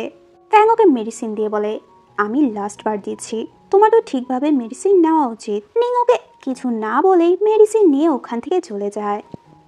ইয়ান ইউ এর সব ফ্রেন্ডদেরকে ওদের রিলেশনশিপের কথা বলে, এতে করে ইউ এর জন্য সবাই অনেক খুশি হয়। পরের সিনে ইয়ান জানতে পারে ওদের অফিস থেকে অনেক ভালো ভালো এমপ্লয়ি রিজাইন নিয়েছে, কারণ ইং গ্রুপের আদেশেই ওরা এই কোম্পানিতে কাজ করত। এতে তো ইয়ান অনেক বেশি আপসেট হয়ে পড়ে। অন্যদিকে আন্টির কাছে ওই ড্রাইভার আসে, আবার ওনার কাছে টাকা চায়। ইউ তো ওই ড্রাইভারকে দেখে চিনে ফেলে আর লোকটিকে ইচ্ছা মতো মারে লোকটির হাত থেকে আন্টিকে বাঁচানোর জন্য। ড্রাইভার তো অনেক বেশি রেগে যায় আর বলে তোমার হাজবেন্ডই ওই অ্যাক্সিডেন্ট করেছে, আমি না। এটা বলে লোকটি ওখান থেকে চলে যায়। ইউ ওর পিছু পিছু যেতে নেয়। আন্টি তখন ওকে থামায়, এরপর ওকে সব কিছু বলে। ওইদি তো ড্রাইভার না, ইয়ানি কার ড্রাইভ করছিল। অ্যাক্সিডেন্টে ও অনেক আঘাত পেয়েছিল, যার কারণে ওই অ্যাক্সিডেন্টের কথা ওর কিছুই মনে নেই। এই জন্যই আমি সত্যিটা লুকিয়েছি। আর হ্যাঁ, ওই দিন তুমি বাওকে ওই অ্যাক্সিডেন্ট থেকে বাঁচিয়েছিলে। আমি চাই না তুমি ইয়ানের সাথে থেকে ওই অ্যাক্সিডেন্টের মেমোরিজগুলো ইয়ানকে মনে করিয়ে দাও। ও যদি জানতে পারে ওর নিজের ভাইয়ের আর ভাইয়ের ওয়াইফের অ্যাক্সিডেন্ট ওর জন্যই হয়েছে, তাহলে ওর মনের অবস্থা কি হবে তুমি ভাবতে পেরেছো? প্লিজ তুমি ওর লাইফ থেকে চলে যাও। ইও ভাবতে থাকে এখনও কি করবে। ও তো ইয়ানকে সত্যি সত্যিই ভালোবেসে ফেলেছে। ইও তো ইয়ানকে ওর ফ্যামিলির ব্যাপারে জিজ্ঞাসা করে, তোমার বড় ভাই কেমন ছিল? ইয়ান বলে, আমার বড় ভাই একদম পারফেক্ট ছিল। ও তো নিজেই বিজনেস সামলাতো। আমার তো বিজনেস একদমই ভালো লাগতো না। আমার যা ইচ্ছা আমি তাই করতাম। আমার বাবার মৃত্যুর পর আমি ভাইয়ের কাছে ফিরে এসেছি বিজনেসে হেল্প করার জন্য। কিন্তু দেখো, এরপর আমার ভাইয়েরও অ্যাক্সিডেন্ট হয়ে গেল। ইউ ওকে সান্ত্বনা দেয়। ইয়ান তো অ্যাক্সিডেন্টের ওই মেয়েটির ব্যাক সাইডের ছবি এঁকেছিল আর ইউকে দেখিয়ে বলে, এই মেয়েটি আমার ফার্স্ট লাভ, কিন্তু এখন তুমি আমার লাইফে চলে এসেছো। কিন্তু আমি জানি না এই মেয়েটি বাস্তবে আছে কি নেই। আমি এগুলো আর জানতে চাই না। আমি তো তোমার সাথে সারা জীবন কাটাতে চাই। ইউ অনেক ইমোশনাল হয়ে পড়ে। এই ছবির মেয়েটি তো ও নিজেই, কিন্তু ইয়ানকে ও এটা বলতে পারবে না। এরপর তো আন্টি ইউকে বলে, তুমি জানো ইয়ান তোমাকে সত্যি সত্যি ভালোবাসে আর বাও তোমাকে অনেক ভালোবাসে, কিন্তু ইউ তো এখন ডিসাইড করেছে ও ওদের লাইফ থেকে চলে যাবে। হঠাৎ করে ইউ ইয়ানকে ব্রেকআপ করার কথা বলে। এতে তো ইয়ান অনেক বেশি অবাক হয়ে যায়। ইয়ান বুঝতে পারছিল না হঠাৎ করে ও এটা কেন বলল। রুই যখন জানতে পারে ইউ ইয়ানের সাথে ব্রেকআপ করে নিয়েছে, রুই তো অনেক বেশি অবাক হয়ে যায়। রুইকেও ইউ সত্যিটা বলে না। পরের দিনই ইয়ান আর বাও ওর বাসায় চলে আসে। ইয়ান ওকে অনেক বোঝানোর চেষ্টা করে। এরপর থেকে ইয়ান ওর পিছু পড়ে যায়। যেভাবেই হোক আমি তোমাকে রাজি করিয়ে ছাড়বো। আমাদের রিলেশনটা টিকানোর জন্য আমি সর্বোচ্চ চেষ্টা করব। ইউকে ইয়ান বারবার কল করছিল, কিন্তু ওর কলও পিক করে না। ইয়ান আর বাও বাসায় তো ইউ এর জন্য ওয়েট করছিল। ইউ তো ফ্যাংয়ের সাথে বাসায় আসে। ফ্যাংয়ের সাথে ইউকে দেখে ইয়ান খুবই কষ্ট পায় ও বাওকে নিয়ে ওখান থেকে চলে আসে। অন্যদিকে ওম তো ওর কাজ নিয়ে খুবই সিরিয়াস হয়ে যায়। এদিকে নিং তো ওর মায়ের থেকে লুকিয়ে লুকিয়ে সবসময় মেডিসিন নিত। ওর মা ওকে এখনও প্রেশার ক্রিয়েট করে, যেভাবেই হোক তোমার তো ইয়ানকে বিয়ে করতেই হবে। অন্যদিকে ইউকে ওর সিনিয়র ডক্টর বলে, তোমাকে অনেক বড় একটা অফার দেওয়া হয়েছে। হায়ার স্টাডি করার জন্য ইউকে অ্যাব্রোডে যাওয়ার অফার করা হয়। ইয়ানের কোম্পানিতে ব্রেসলেট প্রজেক্টের অনেক ত্রুটি দেখাচ্ছিল। প্রজেক্টটি ঠিকমতো এগোতে পারছে না। এর জন্য সবাই অনেক বেশি টেনশনে পড়ে যায়। নিং ইউ এর সাথে দেখা করতে আসে আর ওকে বলে, আজকে হেসি গ্রুপ আর নিং গ্রুপের একটা পার্টি রয়েছে। আমার আর ইয়ানের বিয়ের কথা বলতে হবে। ওই পার্টিতে তুমি যেভাবেই হোক ইয়ানকে পাঠাবে। যদিও এটা না করে তাহলে ওর ব্রেসলেট প্রজেক্ট সাকসেসফুল হবে না। ওর কোম্পানিটা পুরো ডাউন হয়ে যাবে। একমাত্র তুমিই পারো এখন সবকিছু ঠিক করতে। কেউ যখন বাসা আসে তখন দেখতে পায় রুই অনেক অসুস্থ, ওর জ্বর এসেছে। আর এটাও জানতে পারে ও যে ওমের সাথে রেগে আছে, ওর সাথে কথা বলে না। তখন তো ইউ ওমকে কল করে রুইয়ের অসুস্থের কথা বলে দেয়। ওমের সাথে তখন ইয়ান ছিল। একটু পর ওম আর ইয়ান ওদের বাসায় আসে। ইউ ইয়ানকে পার্টিতে যাওয়ার কথা বলে। আর এদিকে ওম তো রুইয়ের জন্য স্যুপ বানাচ্ছিল। ওম তো নিজের ফিলিংসের কথা ওকে বলতেই নেয়, কিন্তু রুই ওকে ওর বাসা থেকে তাড়িয়ে দেয়। ইউ এর বলাতে ইয়ান ওই পার্টিতে আসে। এরপর ইউকে কল করে। ইউ বলে, আমি স্টাডির জন্য অ্যাব্রোড যাচ্ছি। ইয়ান বলে, তাহলে আমি আর বাও তোমার সাথে যাব। ইউ বলে, না, তুমি কেন যাবে? আমি তো এখন আর তোমাকে ভালোই বাসি না। ইউ এর কথাটি শুনে ইয়ান অনেক বেশি কষ্ট পায়। এরপর ওখানে নিং আসে আর বলে, তোমার কোম্পানির ভালোর জন্যই তুমি পার্টিতে গিয়ে আমাদের বিয়ের কথাটি অ্যানাউন্স করবে। ইয়ান বলে, আগে আমি তোমার মতোই ছিলাম, কোম্পানির ভালোর জন্য সব কিছুই করতে রাজি ছিলাম, কিন্তু এখন আমি বুঝতে পেরেছি লাইফে আসলে কি ইম্পর্ট্যান্ট। নিং বলে, তুমি ইউ এর জন্য হেসি গ্রুপটাকে ছাড়তে চাচ্ছ, আর দেখেছো ওই মেয়েটি ক্যারিয়ারের জন্য তোমাকে ছেড়ে দিয়েছে। ইয়ান বলে, এটা ওর আর আমার ম্যাটার, তোমার কি? এটা বলে ও চলে যেতে নেয়। নিং ওর কাছে আসতে চায়। ইয়ান বলে, নিজের রেসপেক্ট করতে শেখো। এটা বলে ও চলে যায়। এতে করে নিং অনেক বেশি আপসেট হয়ে পড়ে। ওর আবারও প্যানিক অ্যাটাক হয়।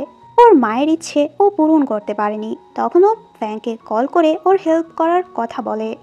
ফ্যাং ওখানে এসে দেখতে পায় ওর কন্ডিশন খুবই খারাপ। এরপর ওকে নিজের বাসায় নিয়ে আসে। এরপর ও যখন সুস্থ হয়, ফ্যাং বলে, চলো আমি তোমাকে বাসায় দিয়ে আসি। নিং বলে, আমি বাসায় যাব না। ফ্যাং বলে, তাহলে কোনো হোটেলে যাও। নিং বলে, আসলে আমার কোনো কার্ডই নেই যার মাধ্যমে আমি হোটেলে থাকতে পারবো। আমার কোনো ফ্রেন্ডও নেই যার বাসায় আমি গিয়ে থাকতে পারবো। ফ্যাং বলে আচ্ছা ঠিক আছে, তাহলে তুমি আমার বাসায় রেস্ট নাও। ইয়ান জানতে পারে আন্টি ওই ড্রাইভারের সাথে দেখা করেছিল আর আন্টি ওই ড্রাইভারকে লুকোতে হেল্প করছে। ওর অ্যাসিস্ট্যান্টকে বলে আন্টির উপর নজর রাখতে।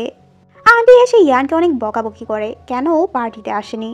ইয়ান বলে তুমি ড্রাইভারের সাথে কেন দেখা করেছো, আর তোমার আর ড্রাইভারের মধ্যে কি এমন সিক্রেট আছে যা তুমি আমার কাছ থেকে লুকোচ্ছ, আর তুমি কি কারণেই কেউকে আমার সাথে ব্রেকআপ করতে বলেছো।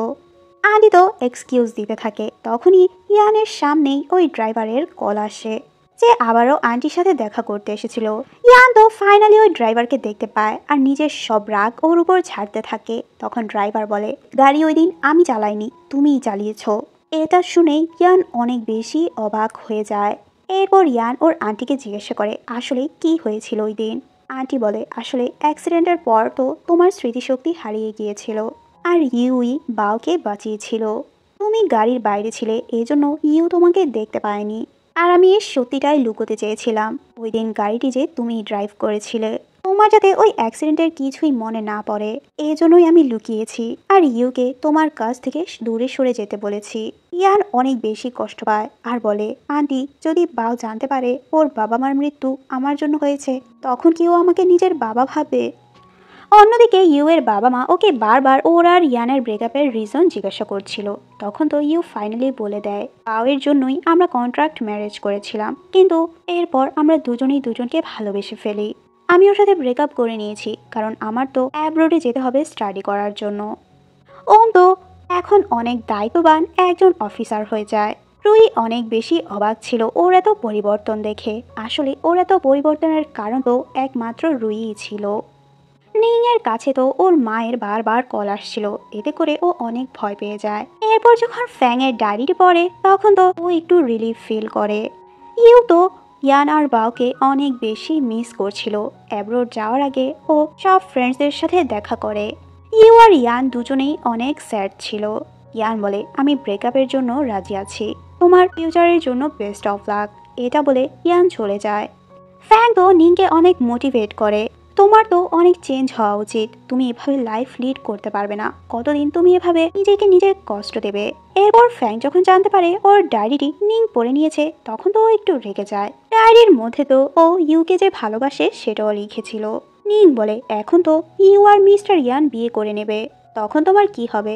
ফ্যাং বলে জানি না, কিন্তু ওরা তো হঠাৎ করে ব্রেকআপ করে নিল। নিং বলে তাহলে এটাই সুযোগ, তুমি ইউকে তোমার ফিলিংসের কথা বলে দাও। কিন্তু ফ্যাং এখানে কিছুই বলে না। ওমের থেকে রুই জানতে পারে মিস্টার ইয়ান হঠাৎ করে গায়েব হয়ে গিয়েছে, কোথাও ওকে খুঁজে পাওয়া যাচ্ছে না, ফোনও অফ। ইউ আন্টিকে কল করে ইয়ানের ব্যাপারে জিজ্ঞাসা করে। আন্টি ওকে বলে ইয়ান তো সব কিছু জেনে ফেলেছে। ইউ জলদি করে ইয়ানের কাছে আসে, ওকে জড়িয়ে ধরে বলে এখানে তোমার কোনো দোষ নেই। ইয়ান অনেক বেশি ভেঙে পড়েছিল। ইউ বলে প্লিজ তুমি আমার সাথে বাসায় চলো, বাও তোমাকে অনেক মিস করছে।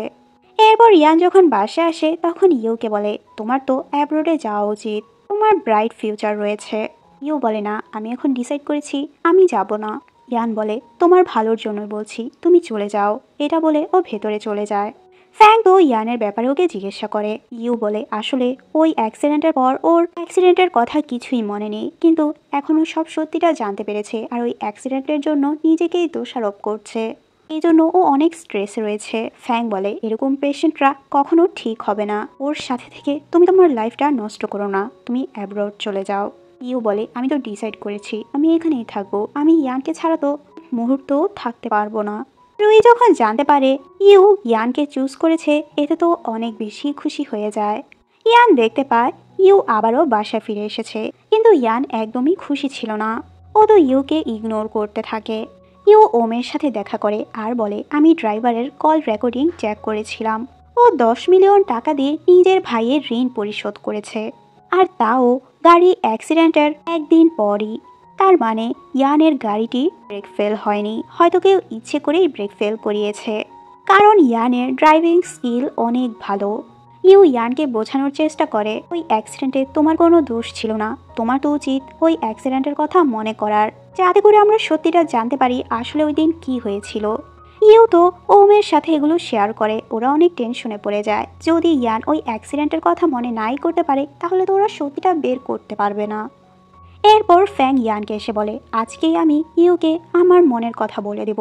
ইয়ান বলে, তুমি কি ভেবেছো ও তোমার প্রপোজাল একসেপ্ট করবে? ফ্যাং বলে, একসেপ্ট করুক আর না করুক, কিন্তু আমি তো আমার মনের কথা ওকে বলবই। আমি ওর জন্য অপেক্ষা করব, যদি ওর অতীত ভুলে ও আমার কাছে ফিরে আসে। এগুলো শুনে তো ইয়ানের মনটা খারাপ হয়ে যায়। এরপর দেখি ফ্যাং ইউকে বলে, ইউ তুমি আমার সাথে একটা জায়গায় যাবে তো? ইউ বলে, কোথায় যাব?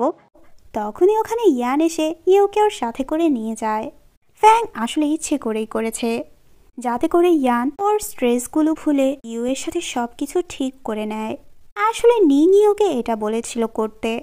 ফ্যাং ওকে অনেক ধন্যবাদ জানায়। ফ্যাং আর নিং একসাথে ভালো সময় কাটায়, ওরা তো খুব ভালো ফ্রেন্ড হয়ে যায়। ফাইনালি বাও ইয়ানকে বাবা বলে ডাকে, যেটাতে ইয়ান অনেক বেশি খুশি হয়ে যায়। নিং ফ্যাংকে ভালোবাসার সম্পর্কে জিজ্ঞেস করে, কারণ এ বিজনেস নিয়ে ভাবতে ভাবতে ও কখনো ভালোবাসা নিয়ে ভাবেইনি। নিংকেও জিজ্ঞাসা করে, আচ্ছা তোমার এত স্ট্রেসের কারণ কি আর কবে থেকেই শুরু হলো? নিং বলে, একবার জানো, আমি যখন হাই স্কুলে ছিলাম তখন তো আমি খুব বড় একটা অ্যাওয়ার্ড পেয়েছিলাম আমার ডিজাইনিংয়ের জন্য, কিন্তু এরপর আমি জানতে পারলাম ওই অ্যাওয়ার্ডটি আমি আমার ডিজাইনের জন্য পাইনি, আমার মায়ের জন্য পেয়েছি, কারণ আমার মা কখনই হেরে যাওয়া পছন্দ করতো না। এরপর থেকে আমি বুঝতে পেরেছি আমি তো ডিজাইনিংয়ে একদমই ভালো না। আমার অনেক শখ ছিল আমি একজন ডিজাইনার হব, কিন্তু এরপর থেকে আমি ডিজাইন করাই ছেড়ে দিয়েছি। যদি এটা মানুষ জানতে পারতো তাহলে কি হতো, আমাকে নিয়ে অনেক মজা নিত। ফ্যাং বলে, মানুষের কথাতে কি আসে যায়, তোমার যেটা ইচ্ছা তুমি সেটাই করবে, মানুষের কথা না শুনে নিজের মন কি বলে সেটাই করো। ইয়ান ফাইনালি ওর স্ট্রেস থেকে বের হতে পারে। ইউকে বলে, আমি ডিসাইড করেছি যেভাবেই হোক আমি ওই দিন অ্যাক্সিডেন্টের ঘটনা মনে করার চেষ্টা করব, যাতে করে আমি তোমাকে আর বাউকে একটা হ্যাপি লাইফ উপহার দিতে পারি। ফ্যাং অনেক চেষ্টা করে ইয়ানের ওই মেমোরিগুলো ফিরিয়ে আনার জন্য, যেহেতু ফ্যাং একজন সাইকোলজিস্ট ছিল ও নানান এক্সপেরিমেন্ট করতে থাকে, কিন্তু এতে কোনো কাজই হয় না। এরপর আমরা দেখি ইয়ান ওই ড্রাইভারের সামনে এমন প্রিটেন্ড করছিল মনে হচ্ছিল ওই অ্যাক্সিডেন্টের দিন যা যা হয়েছে ওর সবই মনে পড়ে গিয়েছে। ওই দিনের সব কিছু মনে পড়ে গিয়েছে, এটা শুনে তো ড্রাইভার ভয় পেয়ে ওখান থেকে পালিয়ে যায়। ইয়ান বুঝতে পারে হয়তো ওই অ্যাক্সিডেন্টে এর ড্রাইভারের কোনো হাত রয়েছে। অন্যদিকে ওম রুইকে ছাদে নিয়ে আসে। ছাদটিতে ও খুব সুন্দর ডেকোরেশন করেছে, কারণ ও আজকে রুইকে প্রপোজ করবে। রুই বলে, আমি তো ডিসাইড করেছিলাম আমি এই সিটিতে আসার পর কারো উপর নির্ভর হব না, এর জন্য আমি অনেক হার্ডওয়ার্ক করেছি। ছোটবেলা থেকেই আমি অনেক কষ্ট করেছি, আমি কখনোই আমার ফ্যামিলিতে হ্যাপি ছিলাম না। ওম বলে, আমরা দুজন মিলে খুব সুন্দর একটা পরিবার তৈরি করব, তুমি কি আমাকে বিয়ে করবে? তখন তো রুই ওর কাছে চলে আসে, ওর প্রপোজালও একসেপ্ট করে নেয়।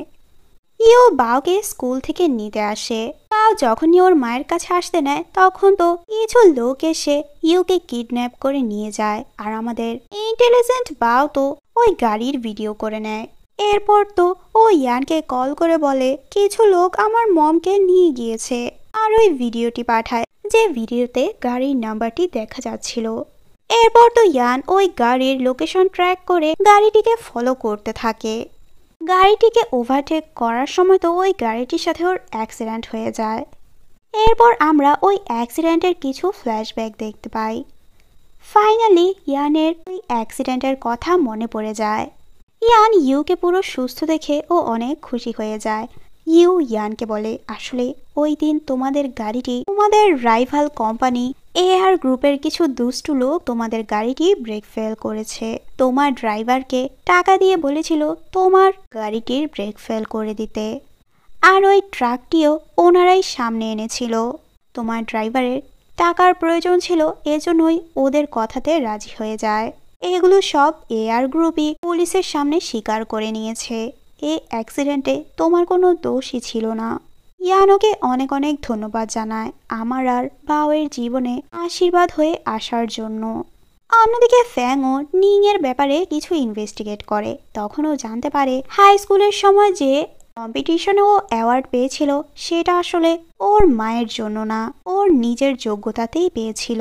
ওর মা ওকে মিথ্যে বলেছিল যাতে করে ও ডিজাইন করা ছেড়ে দিয়ে নিং কোম্পানিটি সামলাতে পারে।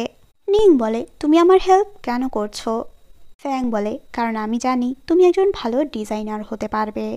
নিং যখন বাসায় ফিরে আসে তখন ওর মা ওকে অনেক বকাবকি করে, এতদিন কোথায় ছিলে? তোমার তো কোম্পানিতে ফোকাস করা উচিত। নিং বলে, সরি মা, আমি আর এই কোম্পানিতে কাজ করতে পারবো না, আমি আমার নিজের ইচ্ছেগুলো পূরণ করতে চাই। এটা শুনে ওর মা ওর উপর অনেক বেশি রেগে যায়। অন্যদিকে ইয়ান, ইউ আর বাও একসাথে বাস্কেটবল খেলছিল। হঠাৎ করে বলটি ইয়ানের একদম মাথায় লেগে পড়ে। তখন তো ও ওখানেই অজ্ঞান হয়ে যায়। ও একটা স্বপ্ন দেখে, ওর ভাই আর ভাইয়ের ওয়াইফ ওকে অনেক ধন্যবাদ জানায় বাওকে এত ভালোবাসার জন্য, ওর সব দায়িত্ব নেওয়ার জন্য। অন্যদিকে দেখি ফ্যাংয়ের বাসায় আবারও নিং চলে আসে আর বলে, আমি আমার বাসা থাকতে চাই না, আমি তোমার বাসায় থাকতে চাই। এতে করে তো ফ্যাং অনেক খুশি হয়ে যায়। আস্তে আস্তে নিং সুস্থ হয়ে যাচ্ছে, এখন আর আগের মতো ওর প্যানিক অ্যাটাক হয় না। ফ্যাং বলে, তোমার তো অতীত ভুলে গিয়ে তোমার নতুন একটা লাইফ শুরু করা উচিত। নিং এখানে থেকে কিছু কোম্পানিতে ওর কাজের জন্য অ্যাপ্লাই করছিল।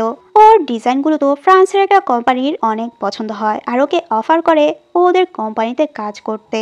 ফ্যাং ওকে ফ্রান্সে যাওয়ার কথা বলে, এতে তো নিংও খুশি হয়ে যায় কারণ এখনো ওর স্বপ্ন পূরণ করতে পারবে। নিংয়ের তো খারাপ লাগে, ও ফ্যাংকে অনেক বেশি মিস করবে আর ফ্যাংয়েরও ওর চলে যাওয়াতে অনেক খারাপ লাগে। ইয়ান আর ইউ একসাথে অনেক হ্যাপি ছিল। ইয়ান বলে, তোমার তো স্টাডির জন্য অ্যাব্রোড যাওয়া উচিত। ইউ বলে, না, আমি একদমই যাব না, আমি তোমাকে আর বাবাকে ছেড়ে কোথাও যেতে চাই না। ইয়ান বলে, প্রতি মাসে এসে বা আমরা গিয়ে তোমার সাথে দেখা করব। তখন তো ইউ রাজি হয়ে যায়। কিছু মাস পরের সিন দেখি ইউ তো অ্যাব্রোড চলে গিয়েছে। ইয়ান তো ওকে অনেক মিস করছিল, ওরা সারাক্ষণই ভিডিও কলে কথা বলতো। অন্যদিকে ওম আর রুইও এখন একসাথেই থাকে। হঠাৎ করে ওমের বাবা যখন ওমের বাসায় চলে আসে তখন তো রুইকে এ বাসা দেখে অনেক বেশি অবাক হয়ে যায়। ওম বলে, আসলে আমি রুইকে ভালোবাসি। ওর বাবা ওকে অনেক বকাবকি করে, বস কখনো তার অ্যাসিস্ট্যান্টের প্রেমে পড়তে পারে না। ওম ওর বাবাকে অনেক বোঝানোর চেষ্টা করে কিন্তু ওর বাবা খুবই রেগেছিল। এরপর রুইয়ের সাথে একা কথা বলে। এরপর দেখি রুই ওমকে এসে বলে, আমাদের ব্রেকআপ করে নেওয়াই ভালো হবে। ওম ওকে অনেক মানানোর চেষ্টা করে কিন্তু রুই ওর কোনো কথাই শুনছিল না। ওম ওর বাবার সাথে এ ব্যাপারে কথা বলতে আসে। ওর বাবা বলে, যদি তুমি রুইকে ছেড়ে আমার বন্ধুর মেয়েকে বিয়ে করো তাহলে তো এই কোম্পানিটি তোমার হয়ে যাবে। তুমি রাজি তো? ওম বলে, এত বড় কোম্পানির আমার দরকার নেই, আমি রুইয়ের সাথেই থাকতে চাই। একটু পর ওর বাবা হেসে বলে, আচ্ছা ঠিক আছে ঠিক আছে, আমি রুইকে মেনে নিলাম। তখন তো রুইও হাসতে থাকে। আসলে এটা তো চেয়ারম্যান আর রুইয়ের প্ল্যান ছিল। যেহেতু ওম একজন প্লে বয় ছিল এজন্য ওর বাবা ওকে বিশ্বাস করতো না। এ কারণেই উনি রুইয়ের সাথে এই প্ল্যানটি করেছে যাতে করে বুঝতে পারে ওম আসলে কি রুইকে ভালোবাসে নাকি ওর সাথে টাইম পাস করছে। ওম বলে, তোমরা দুজনেই অনেক খারাপ। রুই, তুমি আমাকে আগে কেন বলনি? আগে যদি বলতে তাহলে কোম্পানিটি আমি নিজের করতে পারতাম। অন্যদিকে ইয়ান আর বাও তো খুব খুশি হয়ে এয়ারপোর্টে যায় ইউকে আনার জন্য, কারণ ইউ আজকে এসে ফিরছে। ইউ কল করে বলে, সরি, খুবই ইম্পর্ট্যান্ট কাজ পড়ে গিয়েছে যার কারণে আমার আবারও করতে হচ্ছে। এতে করে তো ইয়ান আর বাও খুবই কষ্ট পায়। বাও তোর মাকে অনেক বেশি মিস করছিল। হঠাৎ করে ওখানে ইউ চলে আসে আর বলে, সারপ্রাইজ। এতে করে বাও আর ইয়ান দুজনেই অনেক খুশি হয়ে যায়। ফাইনালি ইউ আর ইয়ানের বিয়ের দিন চলেই আসে। ওদের সব ক্লোজ মানুষজনই এ বিয়েতে ইনভাইটেড ছিল। বিয়েতে সবাই অনেক খুশি। খুব সুন্দরভাবে ওদের বিয়ের সব কার্যকলাপ সম্পন্ন হয়। রুহি আর ওমও একসাথে অনেক খুশি ছিল। ইউ যখন ফ্লাওয়ার বুকে ছুঁড়ে মারে সবাই তো ফ্লাওয়ার বুকে ক্যাচ করার জন্য অনেক এক্সাইটেড ছিল। তখন তো ওই বুকেটি গিয়ে ফ্যাংয়ের হাতে পড়ে। ওম বলে, তুমি এ বুকে দিয়ে কি করবে? আমাকে দাও, একটা মেয়ে তো অনেক বয়স্ক হয়ে যাচ্ছে কিন্তু এখনো ওর বিয়ে হচ্ছে না, আমাকে দাও, আমি ওকে বিয়ে করে নেব। এটা শুনে তো রুই অনেক রেগে যায়। কে বলেছে আমার বয়স হচ্ছে, হ্যাঁ?